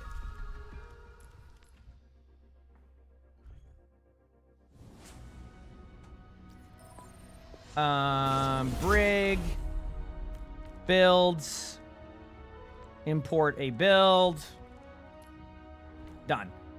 Okay, so here's a build that was submitted recently. And I'm going to read what it says. This is from Althea in the chat.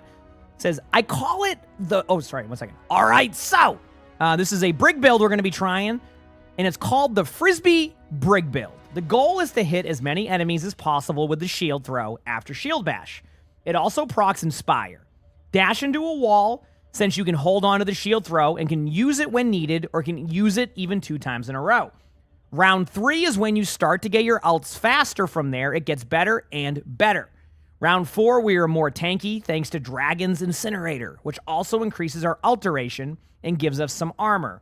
Round 5, we go for the wheeled shield to survive more and can be a bit more aggro.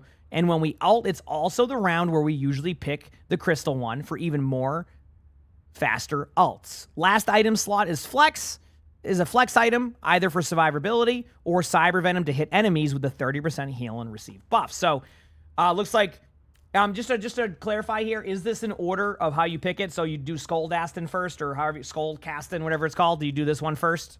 Just so I understand this correctly. Okay, so the order of this will be how it goes. We're going to look through it. We're going to try this build out. After using Shield Bash, your next Rocket Flail swing protects the shield boomerang that deals 60% damage. So let me just see this very quickly.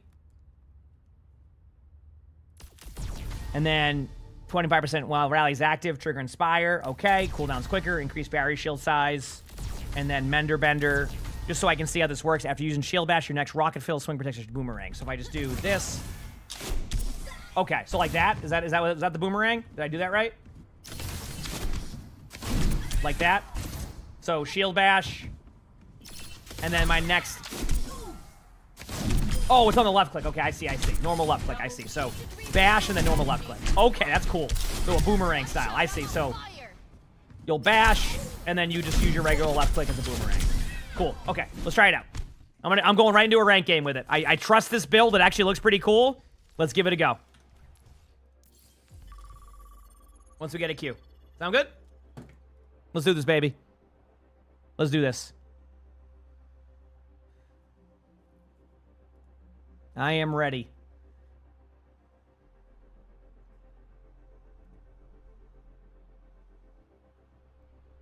Dude, Crap's gonna be loving this. I got Crap like 4 videos going here. Have the Stadium Hero Selection bugs been fixed? I don't even know, to be honest with you. Maybe?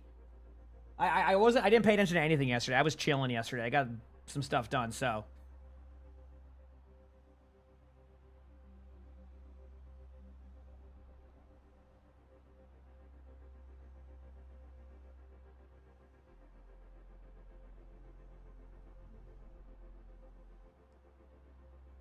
Yeah.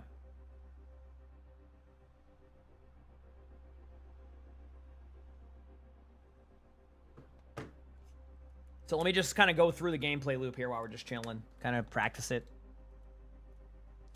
Go back into the practice range. Hopefully the queues aren't too long for... I think the queues are going to a little bit better for support, but I want to try it. Is there any point to the stadium draft on the mirrors back? You can see what the other people are running. I want to see what some of the items do here. The early game, while using shield barrier, gain 25% damage. Ooh, that's kind of cool. These, custom stock, scavenge steel. Okay. I want to see some stuff.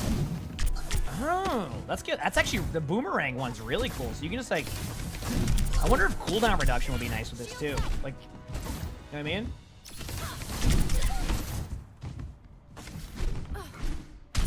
That's cool. I like that.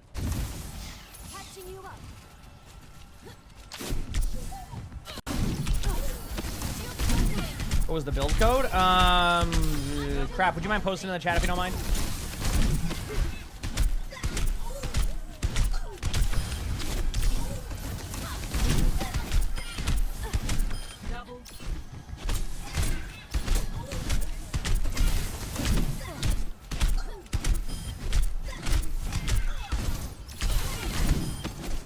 It'll be cool to see how it plays. I'm curious myself. We'll see.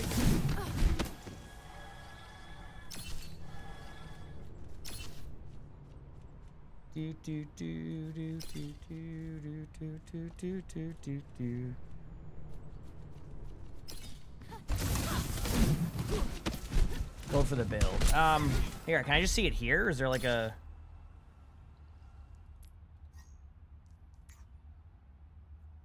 there's a new build code. I don't know if that's the same one. There you go. It's just the build code we have.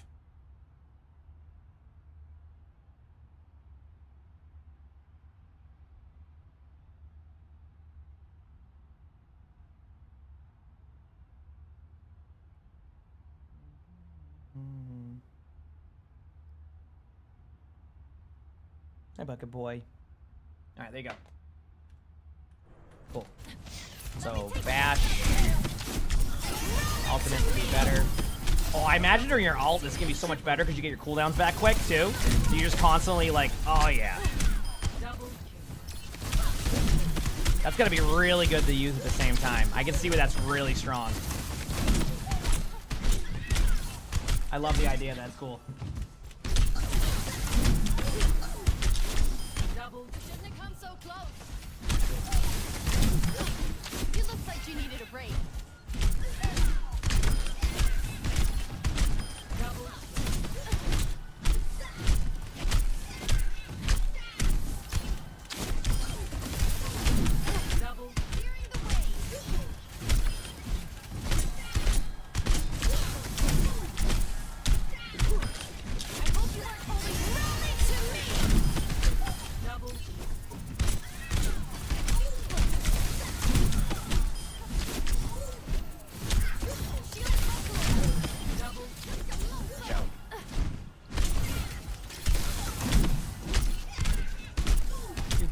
Hopefully this queue isn't too long. I want to get a game. Okay. The build's gonna be fun. Whenever we get to that point. I can tell I'm gonna like the double bash sound. Cool, cool, cool. Oh man. I also need to chip away at some wins too on my tank at some point today in ranked, or maybe we'll try. We'll see how long the day is today. I don't even know how long the day will be today. Silver, thanks for the 12 months of the tier 1. Thank you, appreciate it. Thank you, Silver, for the 12 months. Appreciate it.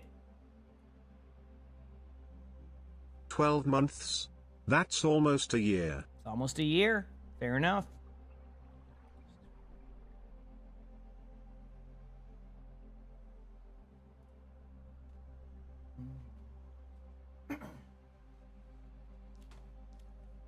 Hopefully we can get a quick queue here. Oh, man. Check my phone for a second here. Getting some stuff done.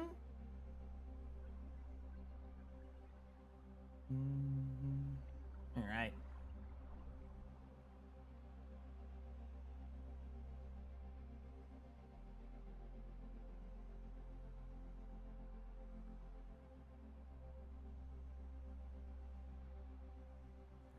Itch my eye, 1 second.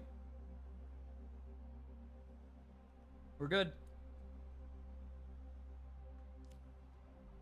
I don't think I have a full close-up. It would end up being because the camera's cut off a little bit, but don't worry. I'm planning some things for the house with that stuff, too, so don't worry. Don't you worry.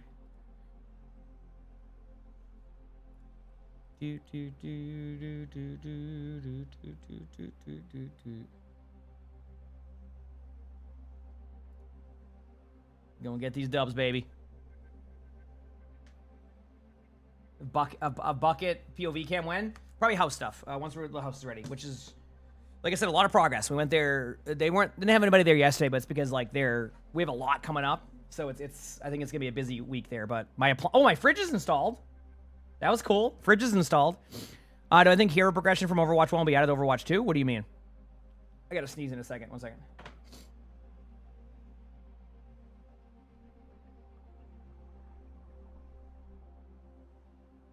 That was a one sneezer. I love the singular sneeze one, you know? Gotta love the singular sneeze.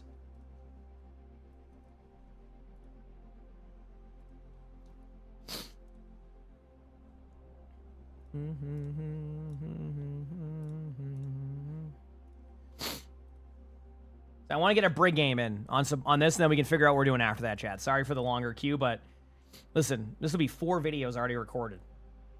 Think about that. In one day. Crap has a week worth of videos now that we're doing more quality over quantity. So, have I watched K-pop Demon Hunters? I have. Said bingo?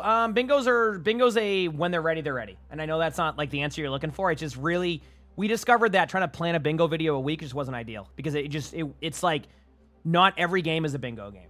Just straight up. It needs to have some excitement levels to it too. And like, sometimes it takes a month to get that. Sometimes it takes 2 weeks.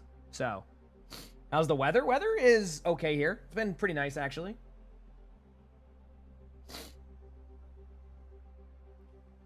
You said you have a genuine question for when it comes to Overwatch 2. You said since the esports scene is dead. What do you mean? The esports scene is not dead at all. In fact, you could argue that it's starting to thrive more. Maybe I'm wrong, but like I've only seen the popularity of OWCS going up. Maybe I'm seeing it wrong, but like I feel like OWCS is, and this is kind of what what you would happen with when you start to build up your league again. I think like pro play is still, you know, I can't speak for like, you know, like the, you know, orgs and sign into orgs, etc. But I think that it's starting. OWCS has been really fun to watch. I don't know. Maybe I'm biased, or I enjoy OWCS more than other people do. But like, I thought it's gotten much better over time. Yeah. Where can you find the pro replay codes? Check out OBS Sojin. She might have it like on Twitter or something, like the link to it. Oh, we got a game. We got a game. Let's do it. Let's go. That's not a bad cue. Let's do this.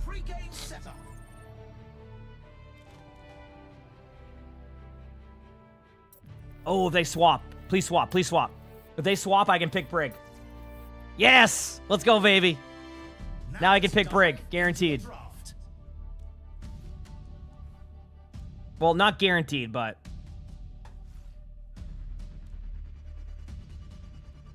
I'm gonna fast select this. Oh, they want Juno anyway. We're good. Johnny, thanks for the Prime sub. Thank you. Appreciate it. Thank you. Appreciate it.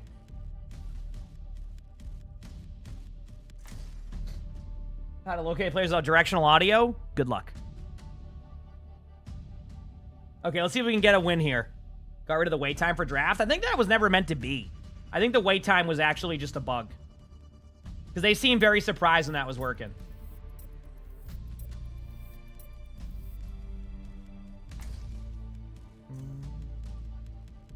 All right.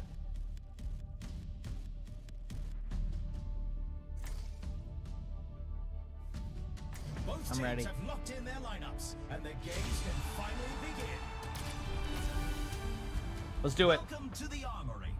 They did get rid of mirror. I mean, no. There's mirror picks again. You can mirror. Oh yeah. Let's do this, chat.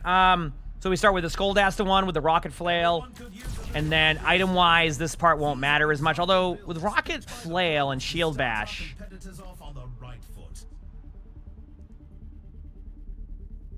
is this considered ability power? Yes, ability power, because the shield bash will count. Okay, so try this and see how it goes. Helping you recover. The first round is almost here. Okay. The teams have Let's do it, baby. 20 seconds left to prepare Let's for do the it. round.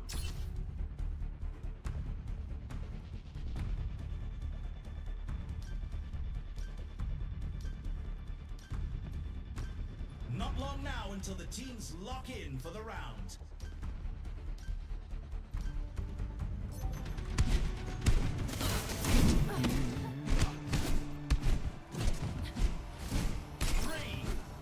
Yeah, I think the weapon power is just a temporary one. All right, let's do this. I'm ready.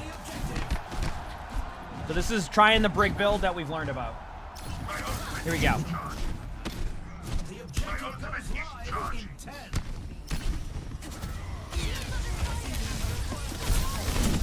So that's the boomerang right there, right? When I do that, so when I bash, I think if I just bash and then do that, it will boomerang him, right? Yep. Okay, that's cool. That's actually, I feel like that's really strong for a, like, is it me or is boomerang going to be really strong for early game anyway? Like, 'cause now I have stored up a boomerang, and like the next time they're around the corner, like, I'm not going to swing randomly right now because I have a boomerang stored up. I think, if I'm correct. I don't think it has a timer on it, so I think it's just stored up. So I can do a boomerang and then bash again and then boomerang again. Yep, I did. And then bash again and then boomerang. There you go, yep. You can even bash into a wall if I need to. See? Yeah, that's kind of cool. I love that. Proc Inspire. Remember inspiring Proc Inspire by doing damage? My bad.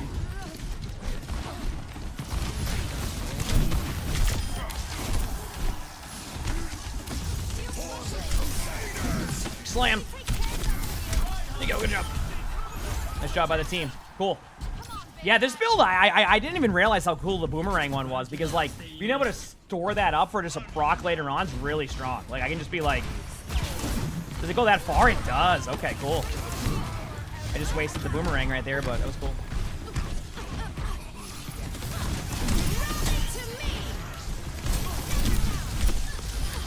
And then once you get those items later on with this, it's gonna be even better, right?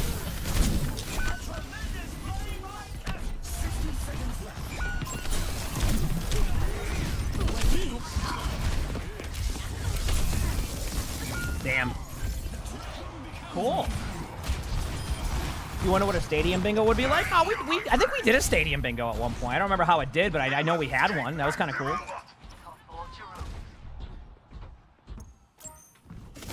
Go back in a second here. Let's do it. Thank you. My ultimate is charging. Surrender to my will. Almost here. I wonder if does the bubble block the boomerang? I can't tell. Oh, I love that range. Is so good. Holy crap! I love this already. It's like a ranged Brig almost.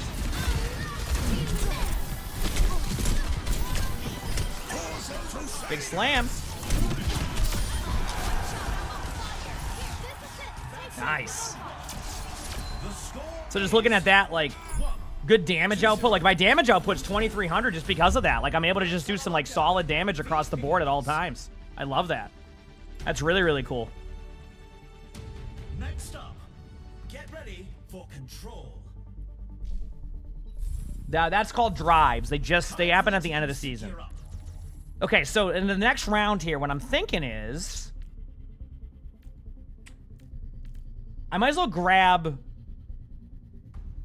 Scavenge Steel, and then I can grab probably the Valkyrian Core one for now.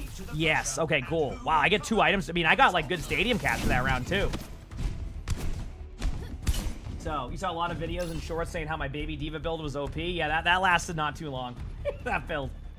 Okay. Okay. Only 20 seconds remain before the action begins. Cool.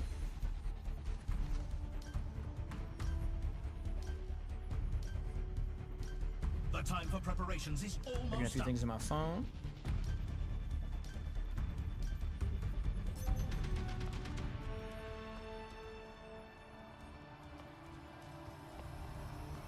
Three, two, one. Here we go. Let's do a chat.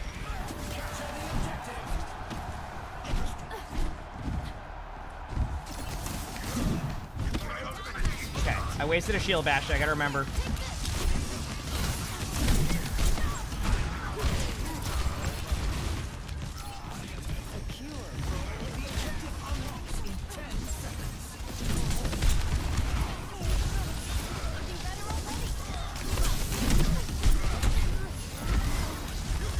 Dude, and the ult charge with that item is so good.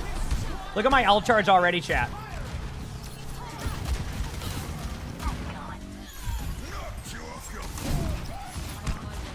Because you combine that with the ability damage one. So yeah, this is cool. I just use my bash, so don't use my left click yet. I gotta get used to that. It's like a habit I gotta get used to. Let me help you with that. There it is. Dude, did you see the ult charge of that? Wait, did you see that?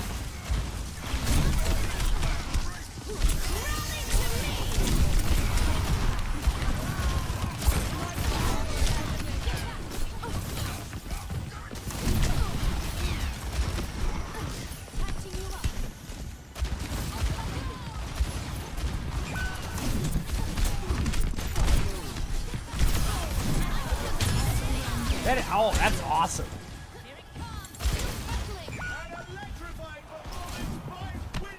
All right, back out of there.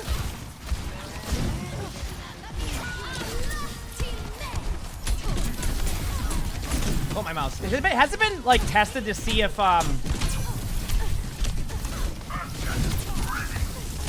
does when I hit people with the boomerang, does that also proc Inspire? Because if that also procs Inspire, then like, look at my ult charge already. This is actually really good together. The more I'm seeing this.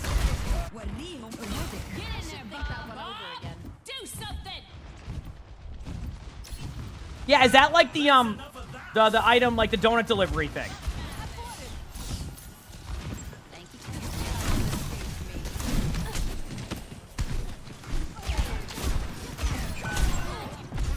One second, my mouse. Oh, I guess I'm getting stuck on a cord. 1 second. What is this cord? Oh, my keyboard cord. The cats must have moved it. I kept getting stuck. Yeah, the Kiriko. That's what I meant. The Kiriko cleanse power. Yes. Okay. Sorry, my mouse got caught on a cord there a couple times. My keyboard moved a little bit. Is within my reach. Sending care your way. There it is. Got my ult. Okay, I want to use my ult here to be aggressive.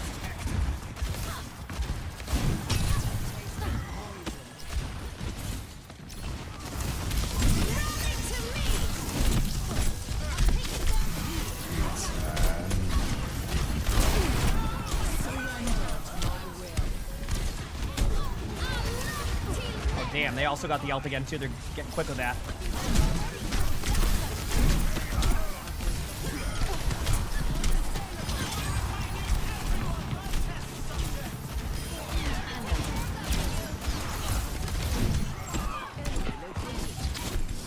Dude, look how close I am to my ult, chat. Do you see this? Like I almost built my ult again after building my ult. Like, did you see that? Like, that's crazy. That's awesome. Some intense competition this round. This build is actually really cool because, like, I can just build ults. Yeah, exactly. When I'm in rally, I can just build ults because of the item that gives me that 3% ult charge. The teams are gearing up. Every choice is crucial. So now I grab 25% start and ultimate charge. I can get my ult quick, and then, yeah, just use these items as filler. The satchel and then the custom stock.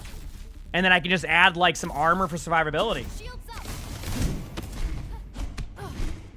Yeah, you basically just ult farm with this. This is cool.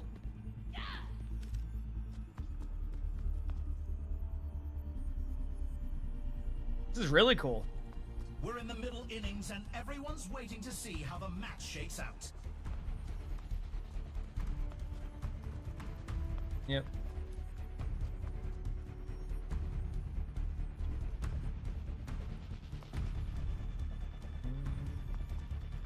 Only 20 seconds left until we kick this round off.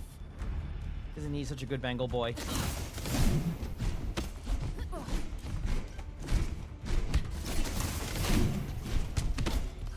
The armory is about to close.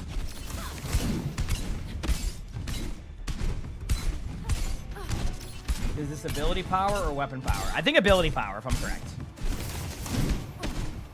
3, 2, 1. Commencing attack on objective B. Bash one more time. I'll do one more bash by the time I get here. I'll do another bash. I just want them to see I'm using it because I have my boomerang. Well, if I didn't get rolled by a dynamite right away, I might have actually had my ultimate already. Look at chat. You see that? Pretty good if you ask me.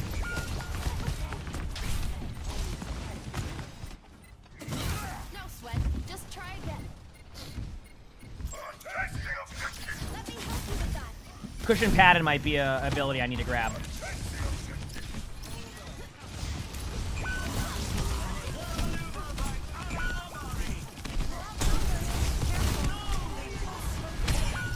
Damn. Rough start, rough start. Again, I didn't get cushion pattern, which is kind of my bad. 10 seconds until the objectives are locked.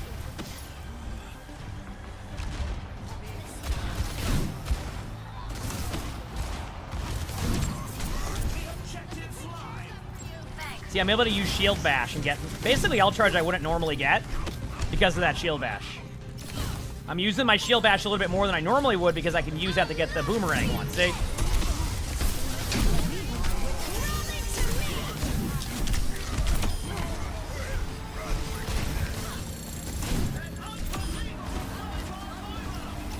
I got the kill there with the boomerang.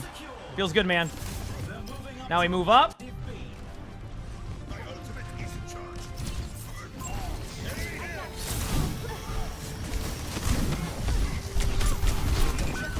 run in and get... Okay, that was my fault. I was just feeling it. Also, is it me, chat, or does the stats not show your damage with that sometimes? Because look at my score line. I think I've done more than what it's showing. Is there something like not registering with it?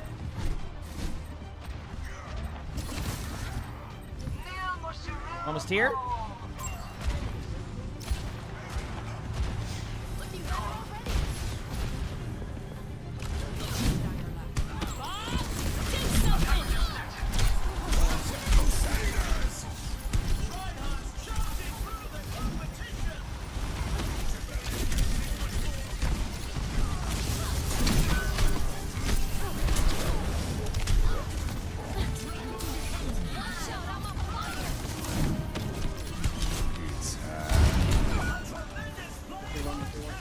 Here we go, going in, going in.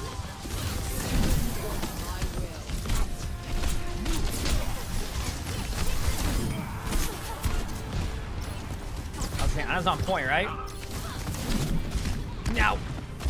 No, the Anna, right here. Okay, I almost got outplayed there. You could argue I did.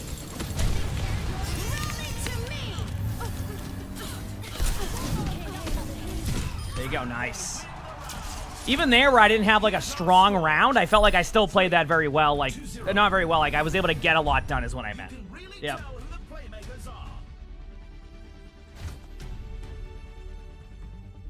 Up next, we're picking up speed with a payload race. Okay, what do we have next here? Item-wise, get rid of custom stock in the armor to see where I'm at.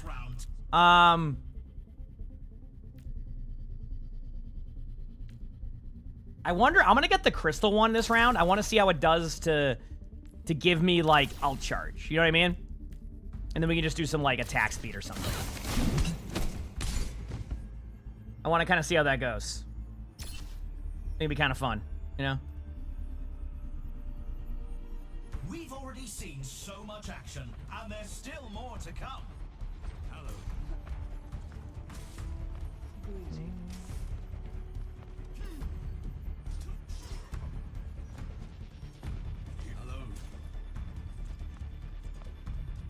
The arena is calling. Our teams have 20 seconds left.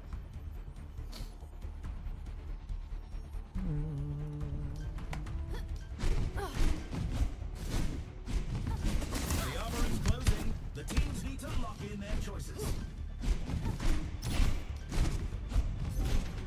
We're at the match point. Just one more round and they win it all. 3, Let's go. 2, 1. All right. Oh, I wasted my boomerang. I need that early. Let me do it one more time. Okay, can I do it at this range?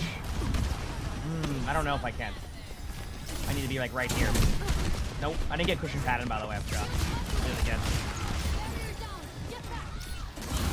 The Deadlock Gang sent their finest for that play. The first Where they at? check. Here it is. Got the boomerang. Oh, I almost got him with that. They're leading the opponent into dust.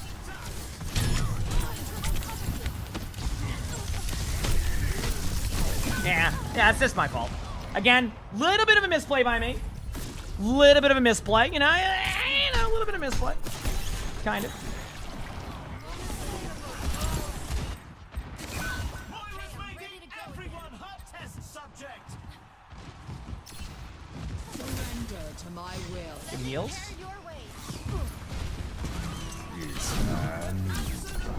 I got slapped behind a wall, but I did proc. Okay, so it does proc inspires. So that is really huge, actually.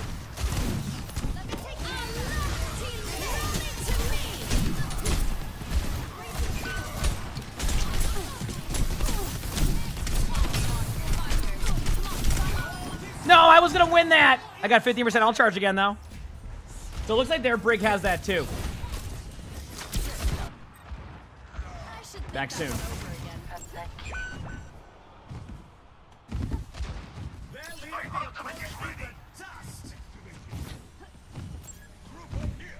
Let's do this, baby. Yes, our team has passed the halfway. Big slam.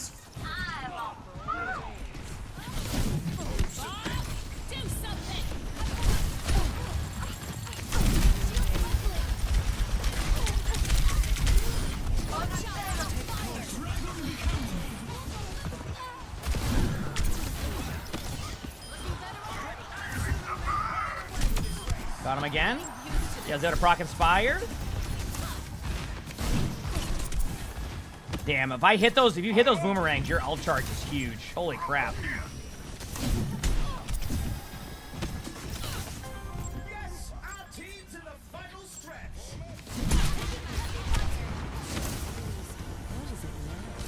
Get in there, Bob. Get my ult.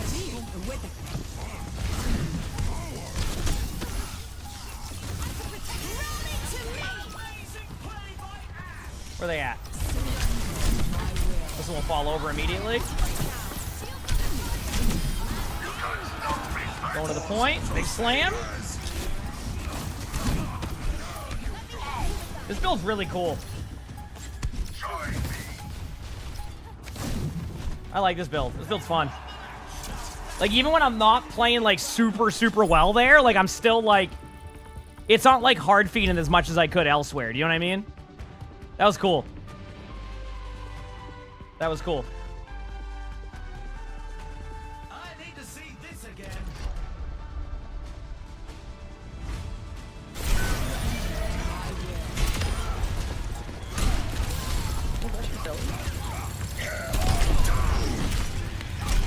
I want to give it another, I want to give it another go on this. Obviously, like, this is just early, whatever my rank is here. I want to give it early. I want to give one more go on that build. Just to get, like, 2 good games of it. All right? Sound good? And then we'll see from there. All right? Damn. Yep.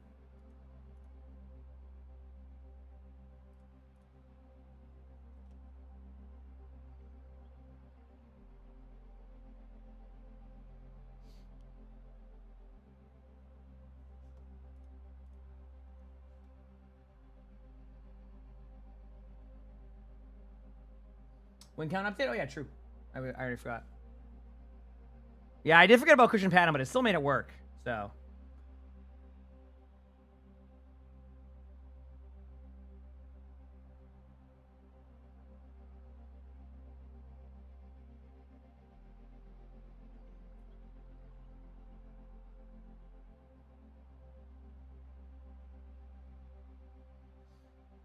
What's something you should do while... Are you saying, like, what's something you should do while learning Brig? Is that what you're saying, or am I misunderstanding what you're saying? Definitely learn to proc Inspire without getting in front of their face. Just Cyber Venom work on Brig? It does, so I was considering that, too. That was a part of the description we had for that, which was really cool. Yep.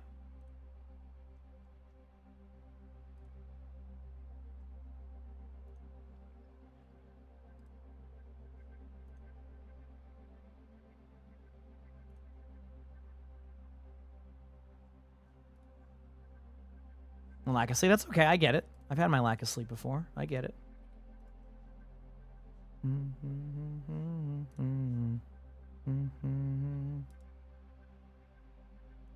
Yep.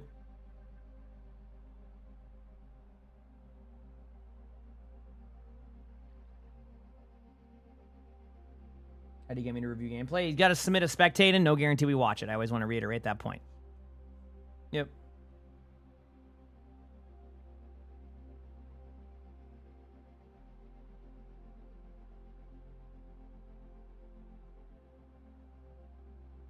We are chilling. Whew. It was nice to be able to look over some VODs there and stuff, too. I enjoyed that. Again, no idea how long today's stream will be, chat. I just wanted to log on and play some games and get some stuff done, and I'm pretty happy with it. We've made some good progress, but it won't be... I don't know if it'll be a full day today or not. We'll see.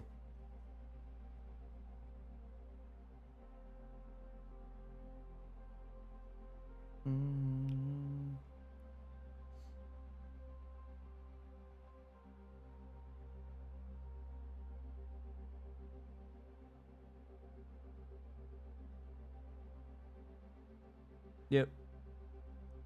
Yeah, I might try liquid nitrogen with it too. You're right. Like, add a little bit of extra. That'd be kind of fun. I have so many comp points. I do gotta buy some stuff eventually. It's like 10 weapons worth. How much hours do I have in Overwatch? A lot. Like 9,000 plus. I mean, I'm definitely over the 10,000 mark. That might be spread out when I used to have alts. That was last time I played an alt was like 7 years ago. So 6 years ago. So I have a lot more time than it will show. Is what I'm saying.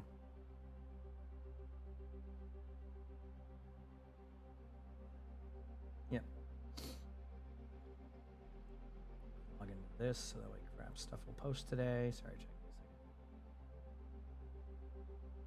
second. What was it called again? Chapman's doing something very quick. I'll wait for these cues.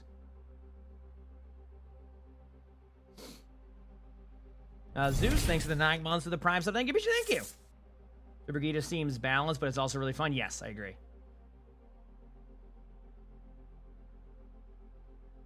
I needed to look for something. Here it is.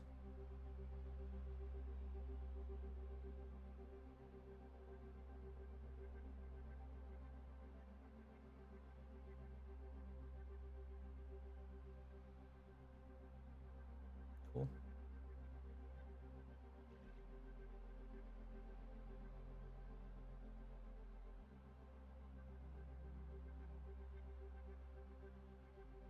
All right, we're good. All right. But thank you, Zeus. I appreciate that. Do I have a Overwatch? I have a favorite character from Overwatch 1 and a favorite character from Overwatch 2. No, not really. I like playing a lot of different characters, so I know it's a boring answer, but I just like playing different stuff. It's always fun to me. Yep. Is there OWCS matches on tomorrow? I want to see what time they start at. Because maybe tomorrow we can start with some OWCS in the morning and then watch. I know for NA it's not until next weekend. What we'll probably do is next Saturday, maybe we'll plan an NA day. An NA EMEA day. What do you think? Maybe next Saturday we'll do like a watch through of like all the matches since I'm taking Sunday off for football since it starts up again. Maybe we'll do that. No promises yet because I might have some house stuff to do as we get closer. Alex, thanks for the 3 months of the Prime stuff. Thank you. Appreciate it. Thank you. But I do want to see. Wikipedia is always a good resource for this. 1 second.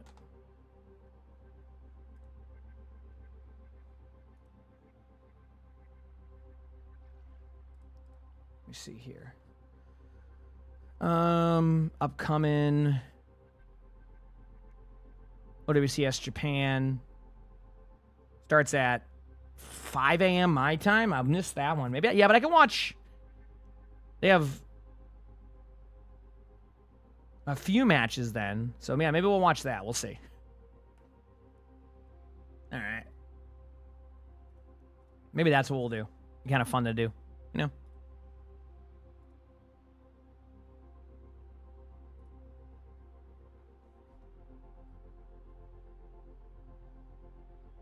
In the meantime, we keep on vibing.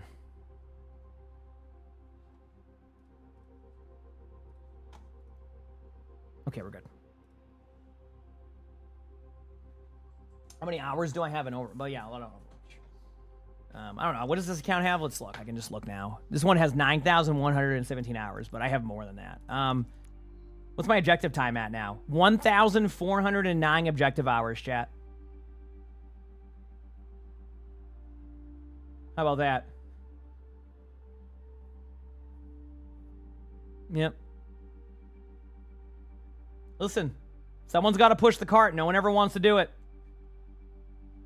No one ever wants to do it. It's always me.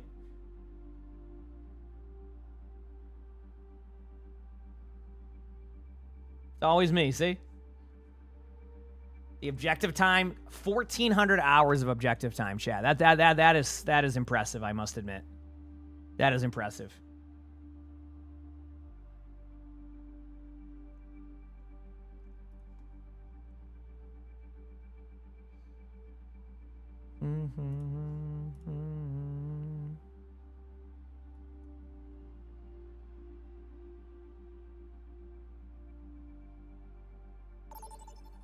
All right, we got a game.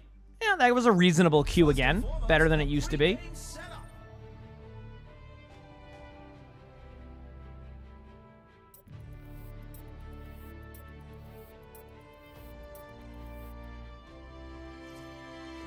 I start playing Brig and Stadium. I'm getting a Brig build right now. Oh, no. Oh, well, there I got rolled. Damn. I was going to go Brig, but... What's up? How you doing? I didn't Good, expect good. to see you on so early. Yeah, we were gonna test Brig builds, and I got rolled by the trade. Oh, okay. My homie wants to pick last because tank. Yeah, if you want to play Brig, you can. I'll let you have it this one time. That would actually be awesome because I'm trying to do a build, if you don't mind. Yeah, go ahead. Thank you. It's a good build. It's the boomerang one. Perfect.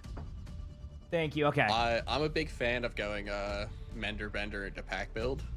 That one's good too. Yeah, this build I found that somebody linked me is like it's like this really, you like have ult all the time.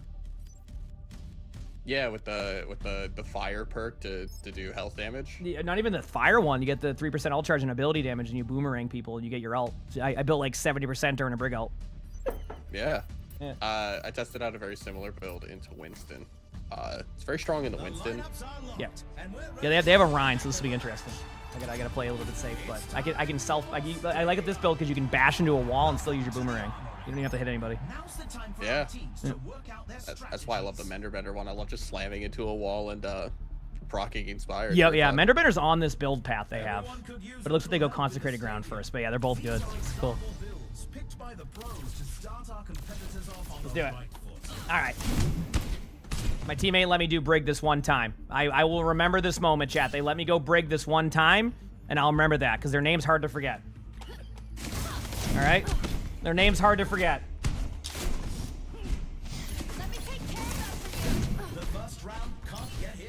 I do this thing where I shoot people hitting mouse 1. That's pretty fun. Cass has some really good builds. The AK, you just go weapon power, and that's it. There's nothing else you can do. I really enjoy going the lifesteal tank task build. That one's good if they have the Rhine. Yeah, right click their shields. Yeah. You don't necessarily have to do that though. If you're just off tank cast, you go hunting for DPS with his that's fair. bonus damage against the DPS because it changes the base damage before your weapon power applies. Not long now until the teams. Hey, you're more analytical than I am. I like it. Let's go.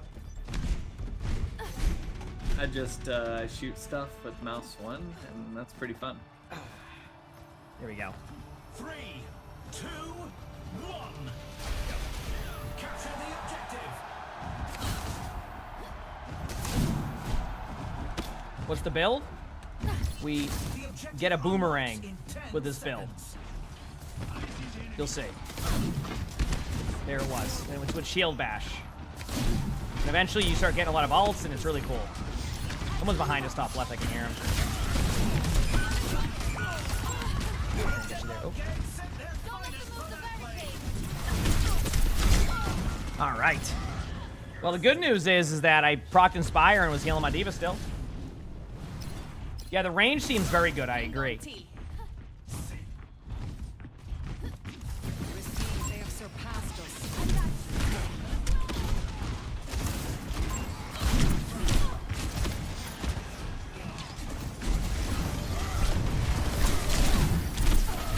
Ryan's already won.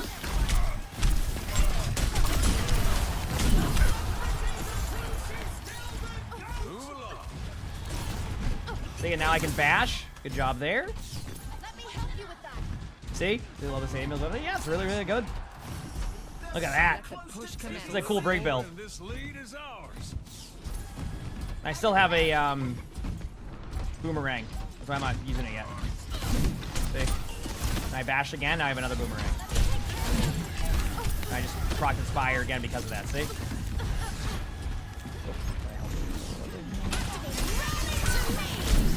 Reaper's low.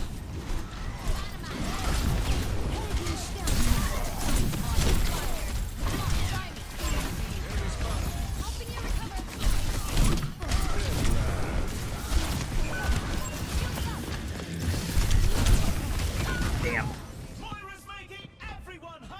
A little bit unlucky there, but we're making it work. Making it work to an extent. We'll see how it goes. Let's go, baby. Think that one over again.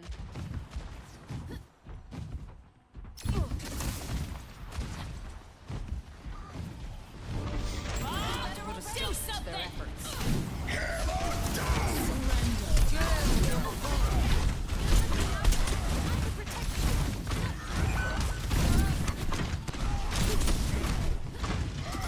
Ryan's coming back to the point right now. Get as quick as I can.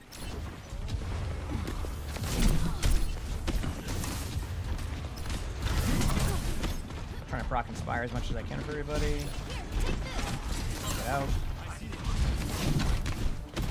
So Ryan Shield seems to block the boomerang. That's what I wanted to test.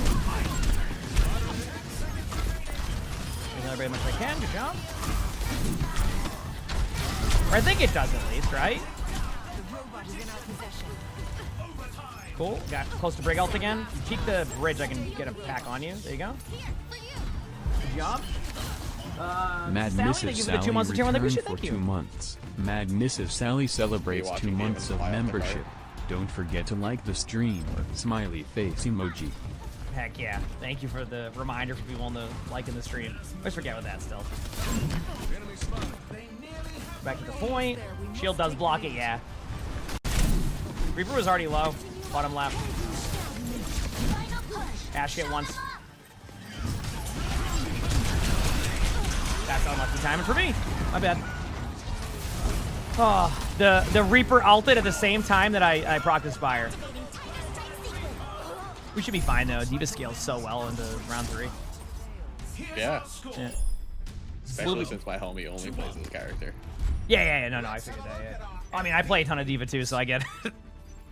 First couple rounds are a little bit safe. Still good, but like, you know, and then it's just round 3, boom. Time to face off in control. Yeah. Time for the teams to gear up. Okay, so I think I think Scavenge Steel is the right way to go at early. Grab ability power, then a little bit of survivability.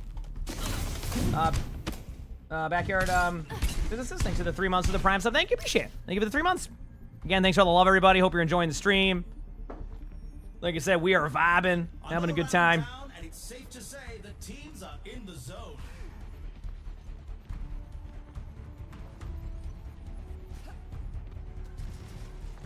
We're chilling.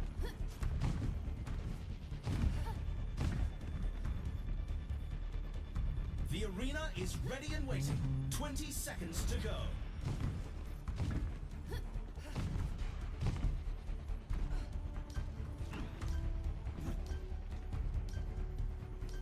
The time for preparation. Am I gonna play any core Overwatch? I'm not sure yet what my plan is. Like I said, this was one of those impromptu Sunday streams where I'm like, I'm gonna hop on, get some stuff done, hang out. Could be anywhere from a 4-hour day to a 10-hour day. Just a vibe day for me, you know? Yesterday I took off. I was like planning on going live yesterday, then I ended up like sleeping in a little bit longer than I wanted. Today I slept an extra, I don't know, one thing I've learned is that I've gotten really good at my schedule, but then whenever Lonnie has like the weekend off, or like a longer weekend, it goes back to the summer schedule a little bit, so catch a heal. Ooh, my bad. Yeah, it's 40 I'm out. Good trade. Too aggressive by me. I'll remember that for next time.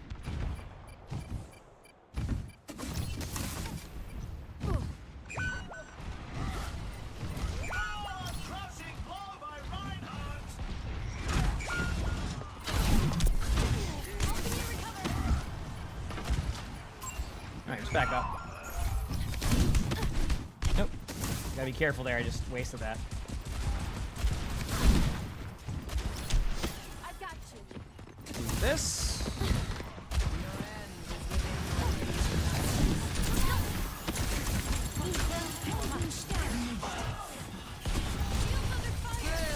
First he was over in that corner.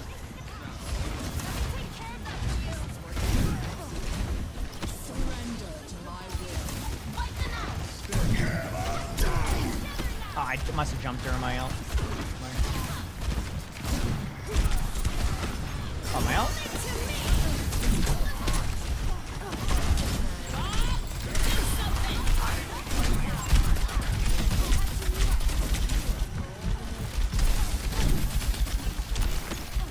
There you go. Reaper on point.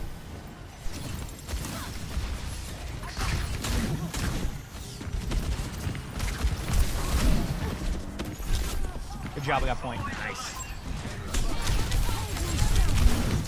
Ash got me, but I hit a couple shots there. Nice, good trade. Almost had my ult again. This is what makes the build really fun, is you get your ult quickly. Good trade. They did res the Moira. Reaper no shift. Calling off my teammates.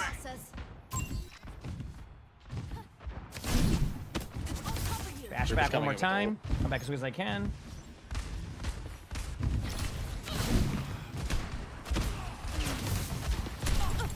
Dude. Okay, pushing patterns. Really keep that up. Super TP'd.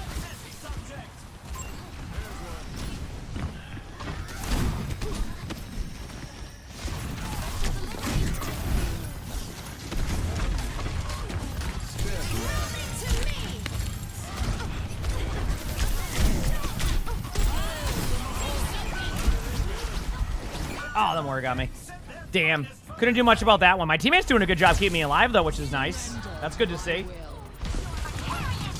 Good picks. Back as quick as I can. Damn. I'll try a different approach. Down both supports. Forward back as quick as we can.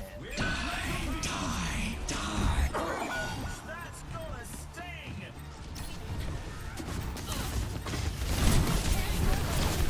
Corner's low.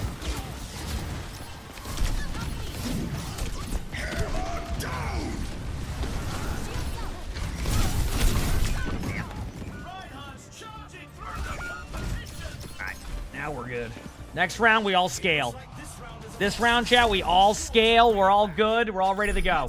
Garrick, thanks for the 52 months of the tier 1. Thank you, appreciate it. Thank you, Garrick. I can hardly believe my optics when I see stats like All right. these. And then we go from there. Coming up, it's the payload race.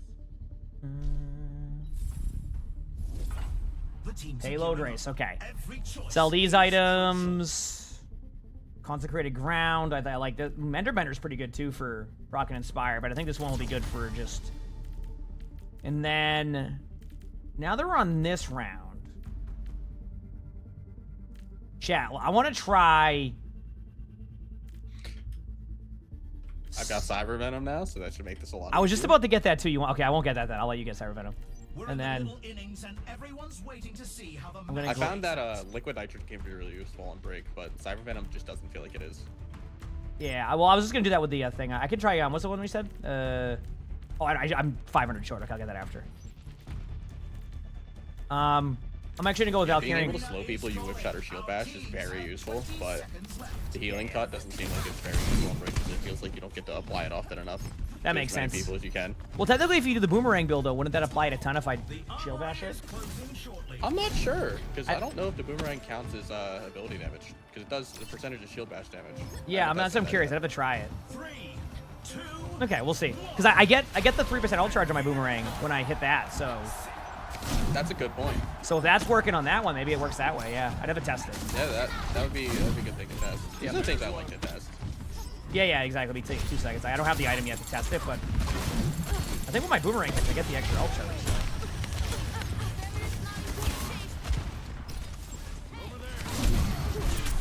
Yeah, I got ult charge for hitting the boomerang there, so I think it definitely would work that way.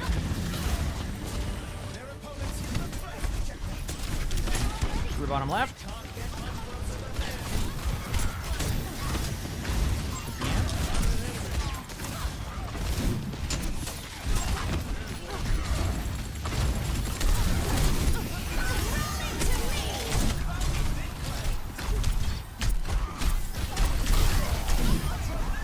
Mercy to our left.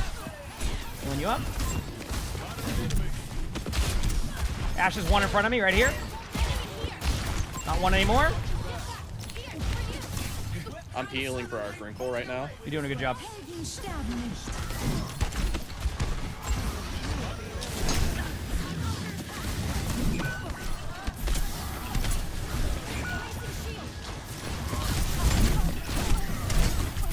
I have ult next team fight. Yeah, you see how quickly you get your ult? I have ult currently, but I Like, it's like definitely very good for that. I'm noticing that. Back soon.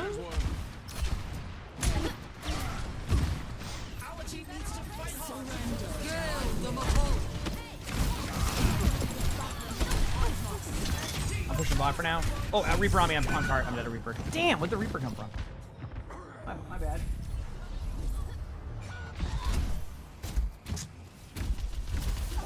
Good job. Orion's charging back. Hi, Bucket Boy. He's just readjusting. I'm on fire. What else? I can take over bot for now since I can't really. Patching you up. I'm out.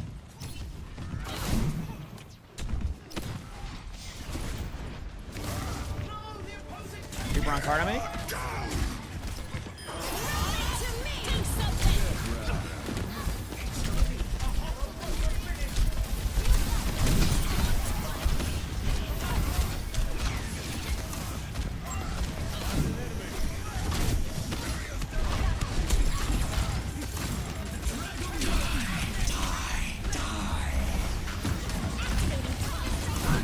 Good look shot.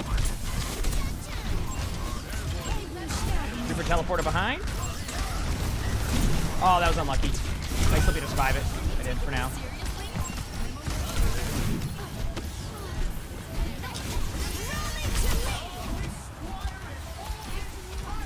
Pushing aggressively in. First he's gonna be low.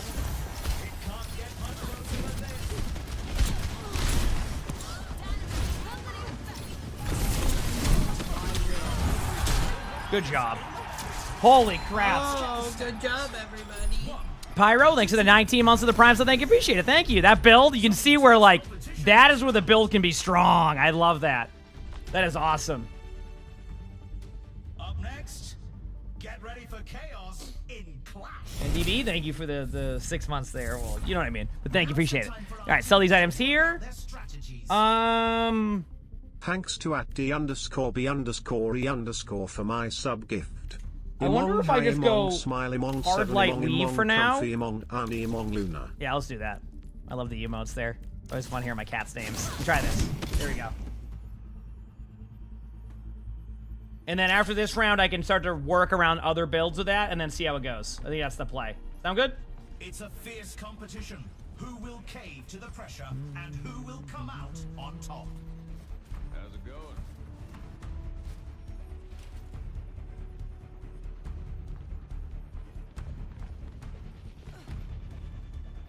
Don't sass. Only 20 seconds remain before the action. Yes, you can gain ult charge inside of your ultimate. Yeah, that's what's cool about the build.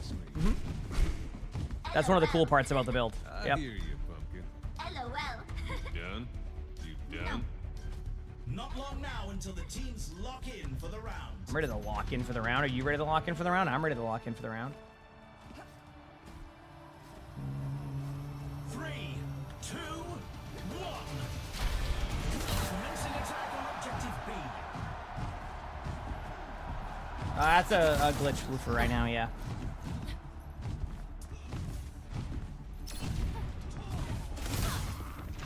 Seconds until the objectives are locked.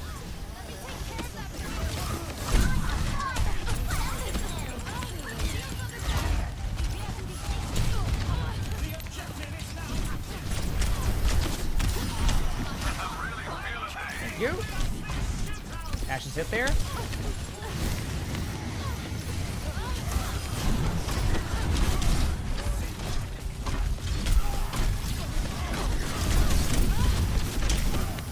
Good job. Got my ult already. Oh, who is this Cassidy? There you go. Then we wait it out. That's an objective. Watch out. They're pushing forward to objective A. Counter charge Ryan. Ryan's pretty low already.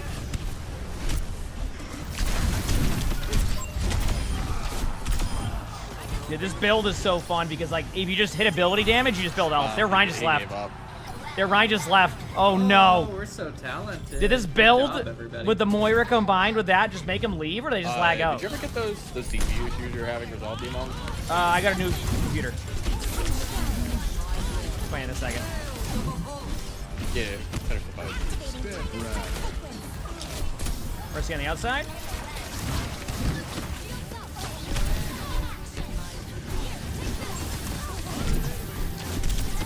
Moira might be off the map.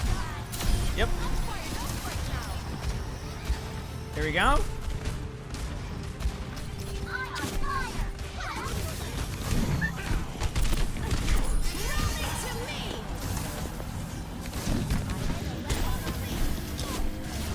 Good jump. But yeah, CPU, so I ended up getting the 9950 extra D or whatever. So now I don't have an issue. Really tell who the playmakers are. Yep. You just let Windows handle the CCD allocation itself, or you got Put those hands together. process lasso in the background so you can handle that. I ended up just I'm gonna be real with you, dude. I just got a custom build one that has all the good stuff and it just works. I have no idea, to be honest with you. Because my other CPU was just crashing because like that series is like Yeah, because of the voltage issue. Because yep. What was it? 13 or 14? I forget. 13 and We talked 14 both about have this that. before. Yeah. Now I have just an AMD one, so they don't have that same issue. Yeah, we have the same CPU. Yeah, I love it. It's nice.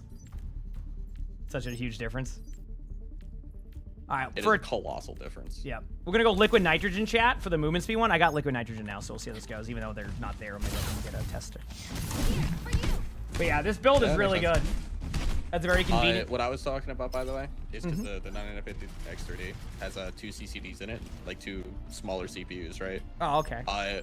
One of them is a higher frequency one, which is meant for handling like Windows processes primarily. And the other one has a lot of additional cache in it, which is the onboard memory inside the CPU. Okay. That's the one you want to use for your games. Windows has gotten pretty good at handling the processes itself and allocating them properly. But depending on what power plan you have it set to, like if you set it to best performance, Windows makes mistakes. So usually you want to keep it on balanced. I changed it to something, but I'll look into that. Thank you, because I think I might have changed it to. I don't know. Let me see. I changed the power option. Let me look. An alternative is if you get a tool called Process Lasso. You can look up a guide on how to use it. It's pretty simple. You can tell what processes to use, which CCD. One of them's 3DB cache, the other's the other one. Okay, sounds good. Thank you. I appreciate that. I put it on. It's already on balanced right now. Oh well. Yeah, no, I learned a lot there. Yeah. Thank you.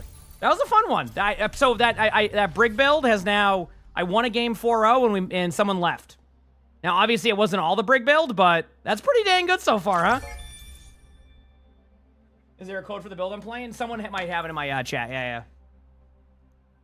That was good, though. Yeah, I learned a lot there, too. So basically, but I already have it set to balance, so I'd have to look into that stuff. I'm not going to be able to do that right now, but, you know, pretty cool.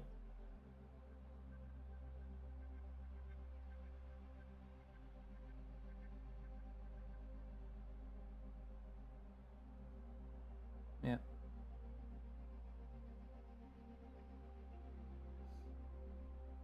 He said AMD CPUs are very well built, but the software isn't catching up fast enough. That makes sense. I don't know too much about that stuff, but I have been happy with my processor so far. I mean, the FPS has been great in most games, but I probably could go through and fine-tune stuff a little bit more now if I need to, because I haven't really, you know. But yeah, I learned a lot there on the information. Yeah, I'm just trying to get some, like I said, good gameplay on this and test out some builds, and so far so good. On a pretty chill day, so.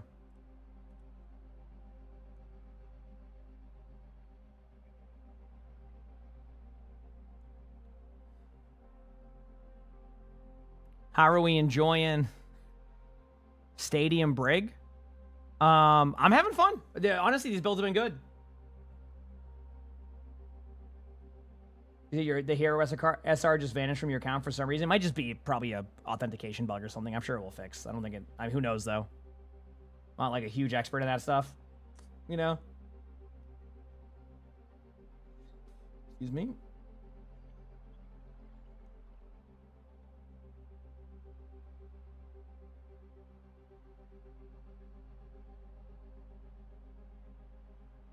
Being good kitties.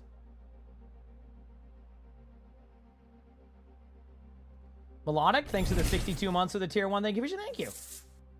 Thanks for 62 months. Mr. Emongg, thanks for letting me support you and be a part of your journey for the last 62 months. Cheers to the next 62 months of supporting you and those swell kitties. The next mode is going to be Sully, like Arnie, Mario and Kart? Luna. I have no idea. Is there supposed to be another mode? I have no clue. I'm sorry.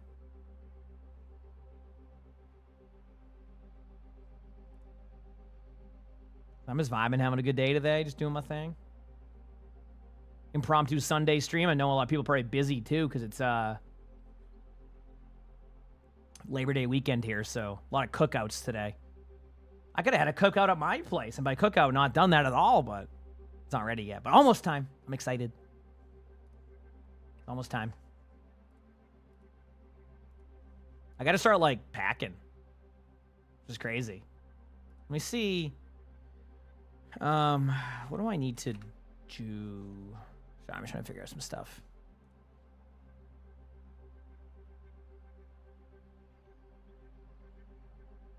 We'll see. Do you ever know what happened to Lucy Ball? It's probably just going to be sometime this season. They'll probably save it for, like, the mid-season patch or something is my guess. Or save it for, like, a different week. It's usually what they do in these situations is they just kind of wait for that type of stuff. Again, I could be wrong. I don't know specifically how they manage that stuff, but yeah. Yep.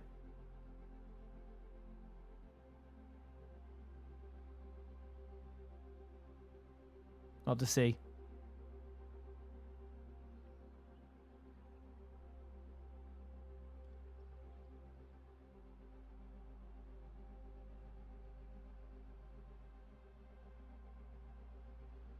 You lost a 16-minute King's Row to a server error? Oh, no. That's never fun. Those are good games, too. Let's see, they're always on time. I mean, technically, some are still. I mean, in most places, right? No.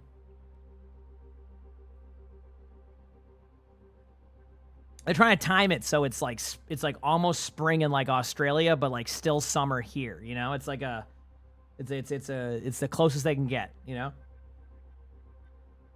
Do I have a set moving date? Nope. That is still not answered. Only thing we're being told consistently the last month and a half is end of September. So everything seems to be on track. I mean, I'm not an expert on houses, but all our floors are officially installed. They're installing appliances now. A lot of the grout's done. I don't know, like, our landscaping is going to be done by the 15th, as well as our fence. So, like, I just don't know. They got to do our driveway still, but that's last, right? Because you don't want to have, with all, like, the trucks that are, like, all the trucks that are going there and stuff, you know, you want to wait till, like, last second. So the driveway isn't done yet, but that's, like, expected. So yeah, we'll see. We'll see. I think it'll just I don't think they'll do a competitive Lucia Ball. They're probably worried about queue times and things like that. So we'll see. Yep.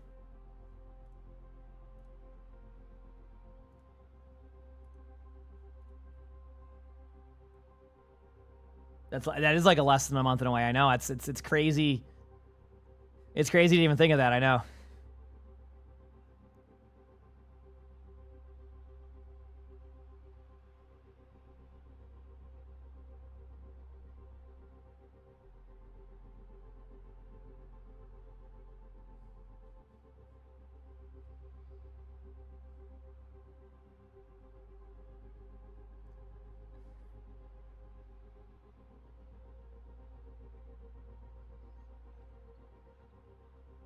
You can't even find regular Mystery Heroes games anymore? Really? I've been actually getting Mystery Heroes games quite a bit, which has been nice. I've enjoyed that. It's been nice. I'm probably going to try to fit one more Brig game here just to have, like, a good sample size of Brig games for, like, YouTube videos. So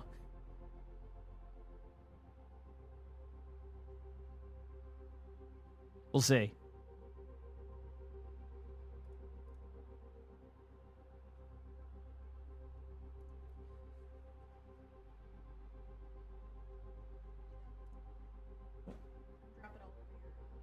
Oh, thank you. Yeah, I know.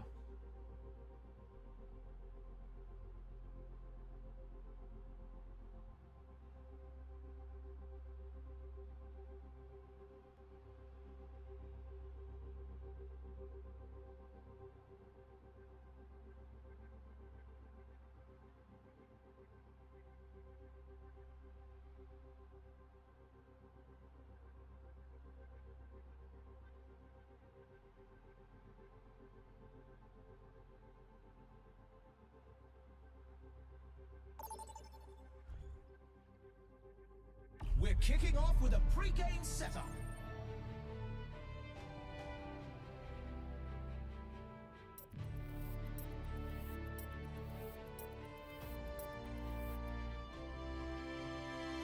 Now let's dive into the draft.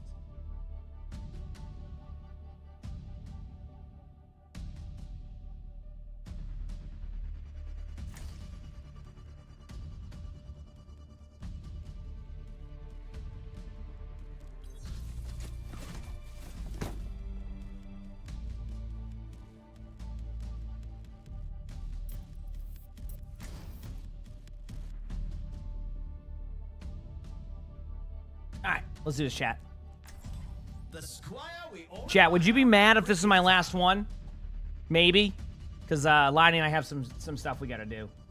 Start pack. We're gonna start packing. Like we gotta like we have to legitimately think about packing, like the apartment now, because we're a few weeks away, and then like I'm gonna be in grind mode like during the week, so I'm not gonna have time. Then football's next Sunday, so I'm trying to think like, you know, we'll see. We'll see how I feel, but I know I that's why I said today might be one of those quick days, short days. You know, we'll see. He's a good kitty, isn't he? All right, let's try this Brig build one more time. Let's see how I feel, though. Today's been a very, like, got a lot of stuff done day, which I'm happy with. And then Monday through Friday, we'll be streaming a ton this week. So, just long days. Welcome to the armory. Time for the teams to gear up. All right, Scold casting to start. Try one more time here. Ability power. I'm gonna go ability power, attack speed, and then armor at the beginning and see if that helps with just like certain things. Here, take this. You're amazed how fast my Qs are. I know, aren't they kind of quick right now? I'm not complaining, no.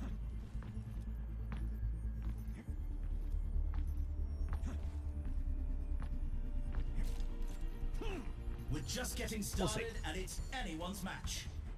Hey there.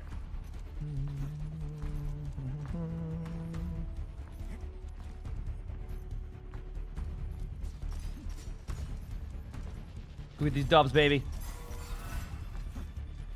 The arena is calling. Our teams have 20 seconds left. I can protect you. Remember, it's all about bashing and proccing this.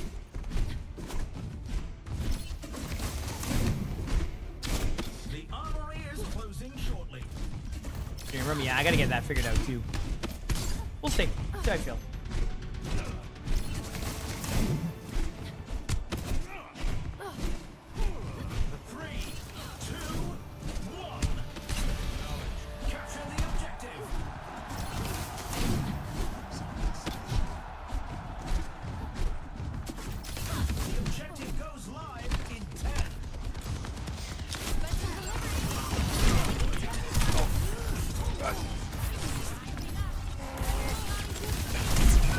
Not what I meant to do. The enemy has claimed the robot. I meant to like, I thought they were gonna break my shield, so I was just hitting the left click after they broke my shield, and they didn't break my shield, so I just bashed into their team. Bad start. By me. Good start, good start. We got this. They've taken the lead. We need to push back. Looking better already. Taking off.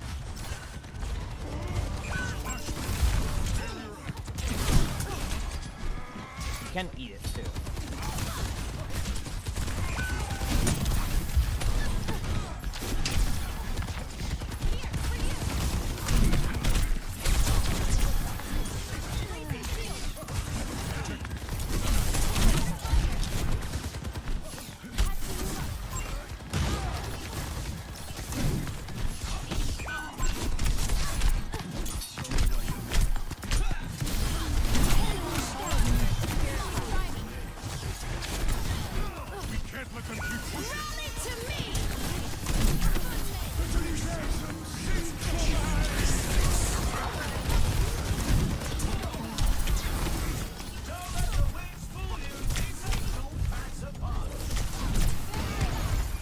Holy crap.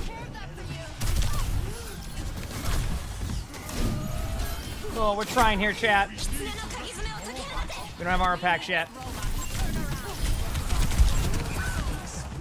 Dude, this build is like, you can see the survivability aspect of it too. You see how long I'm able to survive for there? That's like huge. I'm loving that. We're outnumbered. Careful. Alright, let's do it.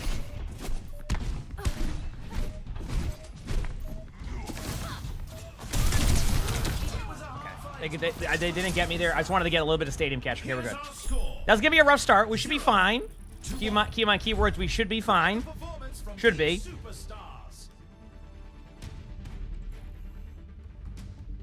Coming up next, the teams are facing off in Clash. In Clash. What tactics will the teams come up with this round? I think Scavenge Steel is so good. And then ability power. There we go. We've already seen so much action, and there's still more to come. Special delivery. Hopefully this will be a little bit better here. A little bit better. Maybe. The arena is ready and waiting. 20 seconds to go.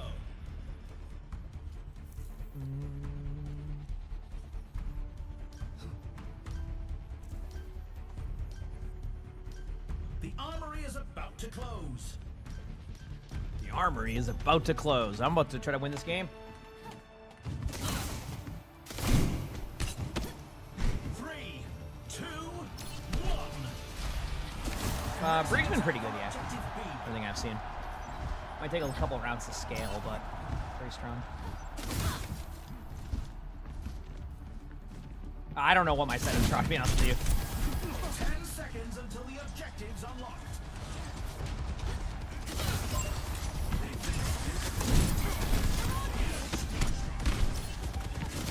The objectives are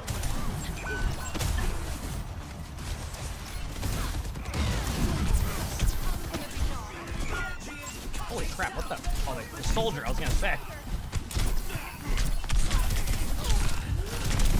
Damn. Got my ult. Almost. The soldier hit a helix rocket in the back line, and that was that.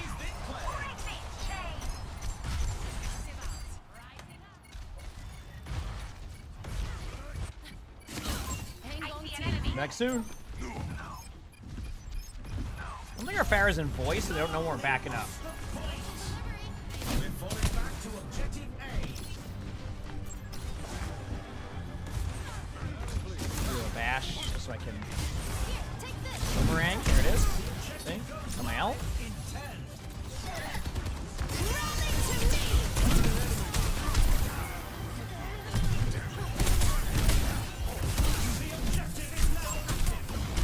Same as one.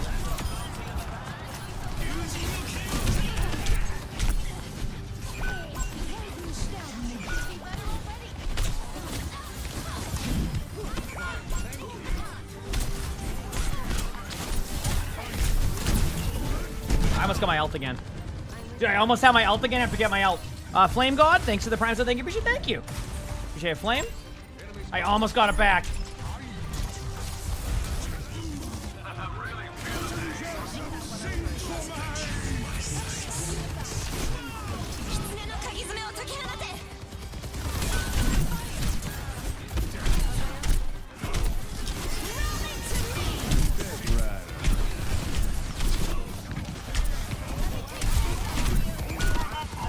Soldier's one.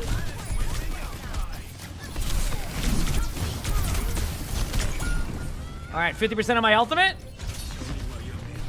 Maybe I should have healed my teammate more or something. I don't know.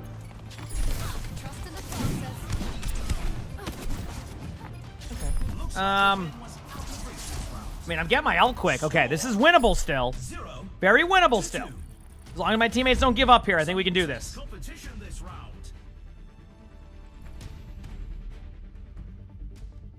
Coming up, the teams Okay. are going head to head in control. Now I'm gonna get The teams are gearing up. consecrated ground. Is crucial. Sell these items.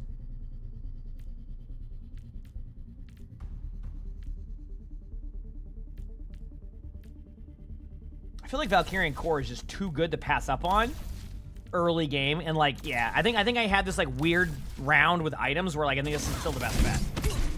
We should be good. We should be good. Keep in mind, keyword is we should be. Already seen Okay, so much should be. action, and there's still more to come.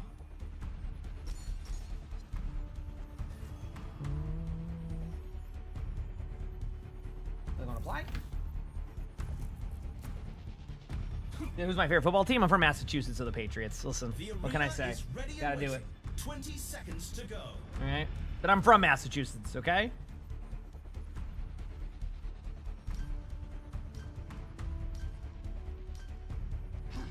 The armory is closing shortly.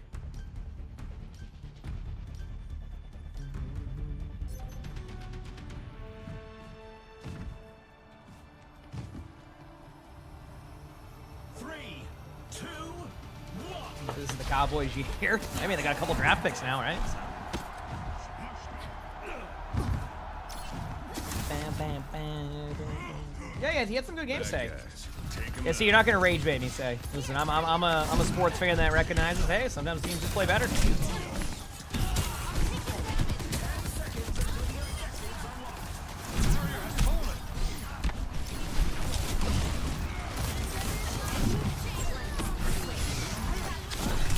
Leave them alone.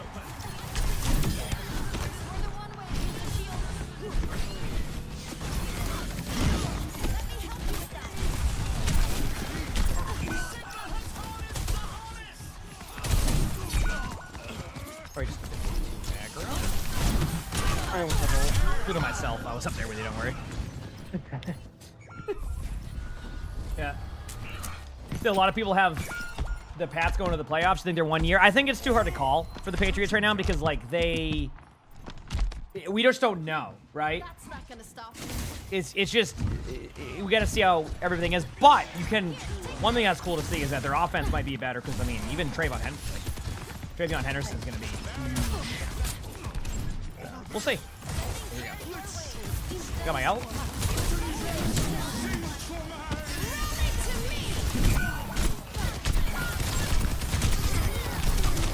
Damn. Might be. It's a weird team fight because I felt like we were going to have that and then we just did it. Yeah.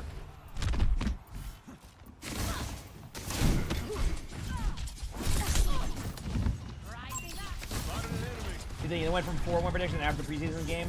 They were predicted 11 wins. There's no way. I mean, their schedule is definitely easier this season, but we don't know how good they are yet, right? We don't know if they have the even the clutch gene, like, you know what I mean, like where, you know, can they clutch games when they're close? You know, or do they need to, you know, stomp games to win? Things like that. Like, that's just unpredictable, right?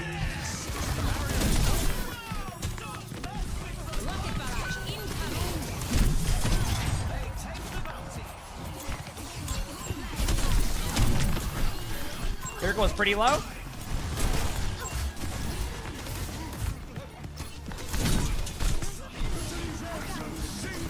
Oh, man.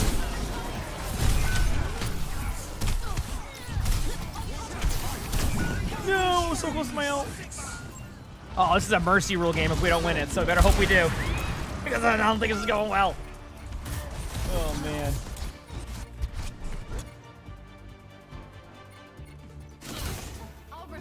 For next time.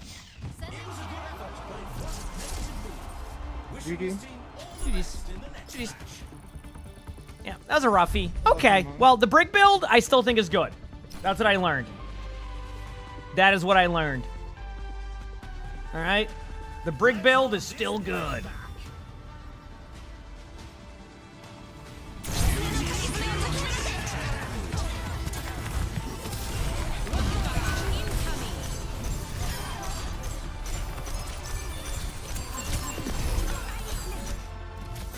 What's Mercy Rule? It's when you don't have a good enough score, like you're not within 10k in the range. Dementor, thanks for the gift of sub. Thank you, appreciate it. Thank you. All right, chat, listen. Now, today I wanted to make today like a very chill day, and I think we did. We recorded videos, we watched some OWCS stuff, so tomorrow we'll have a full day. I'm happy with a nice, just chill 3-hour Sunday stream, right? It's my last.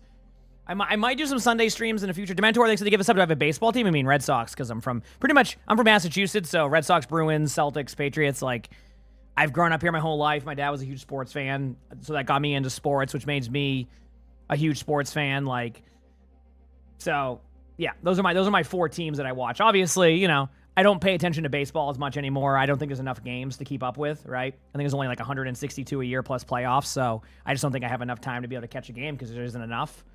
Basketball I watch as much as I can, but like it doesn't happen all the time. Depends. And then hockey. Hockey's a weird spot because I just don't want to get. You have to like buy like certain like services here in Massachusetts to be able to watch Red Sox and Bruins games on Nessun, and I just don't feel like doing it. I have too many streaming services to begin with. I ain't adding Fubo or whatever, you know. I'm not adding Fubo or whatever it's called. Is it just playoffs? Yeah, I mean baseball playoffs are good. I mean I've always enjoyed it, you know. So. Talking about the Jets? Are you talking about there's like the AFC East is up in the air except for the Bills, right? Even the Bills. My only concern with the Bills, and sorry for football talk chat, is do they have the receivers? Like, is it basically does Coleman step it up for year 2? It's year 2, right? For Coleman, or is it year 3? I can't remember now. Let me see. Might be year 3 now. No, it's year 2. Okay, yeah. That's what I thought. It's year 2. So, if he can step it up, then they'll be just fine. But I've also been... They don't really need receivers. They turn wide receiver 1. Oh, no. Trust me, I know on that one. Because obviously, as a Patriots fan, we saw the same thing, right? Where Brady could take, like, you know, wide receiver 3s, wide receiver 2s, and they would just all be, like, wide receiver 1s, basically. So that's my only concern. As long as Coleman steps up, I think they'll be... You know, has that year 2 leap that you always see from players. I think they're going to be really good. So that's really all. That's the only thing there. I think they're still going to be a good team, right? It just, you know, there's always that concern. We saw it with Patriots sometimes where like their receiving core didn't step up the way that it was supposed to, and then it was just a really weird season. So yeah.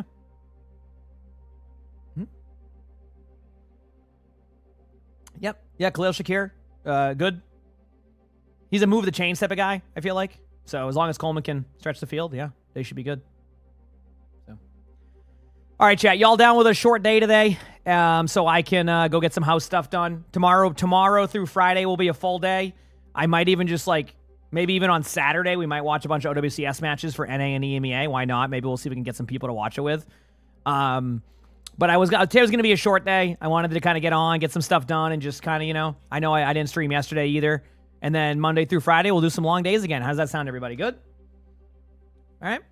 And then, yeah, I think that's what we're going to do. So thank you for hanging out with me during my kind of Sunday impromptu stream.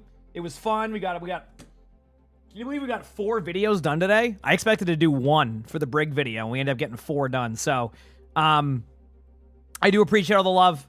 I'm going to hop off pretty quickly. Usually I'll raid someone, but I'm going to go get some stuff done quickly on the... Actually, you know what? Mooma's streaming. He's raided me a few times the other day. We can raid Mooma. Mooma's always a fun person to watch, so we'll do that, okay? Outside of that, I will be on tomorrow, long days, so if you want to get your drops tomorrow, etc., we'll be doing that. And then, yeah, we'll have a fun day. If for some reason I'm not on tomorrow, just for some reason, it's just because I had to do something for the house stuff, but I think everybody's off tomorrow here. I don't know how construction stuff works during Labor Day, like... time if they still work on Mondays or not. It's you never know. So like I assume everything's fine with that, but playing it a bit safe there on that one. But I should be on tomorrow. But if I'm not on tomorrow, that's why, and then I'll be on Tuesday, but I should be on. So anyway, thanks for all the love today, chat. I really appreciate y'all. If you haven't hit the follow button yet, hit that follow button. Thank you for the short impromptu stream, but I hope it was a good one for everybody who enjoyed. Hope you all have a great Labor Day weekend. If you have like a cookout or something like that, you're just chilling. Chat, will I see you tomorrow? If for some reason I'm on tomorrow, Tuesday, will I chat? It's crazy how the storms keep raging. Heck yeah, chat. Heck yeah, chat. That's what we like to see. Thank you again for all the love. I hope you have an amazing day or night wherever you're from, and I will see you tomorrow, and if not tomorrow, Tuesday. See you later. Peace.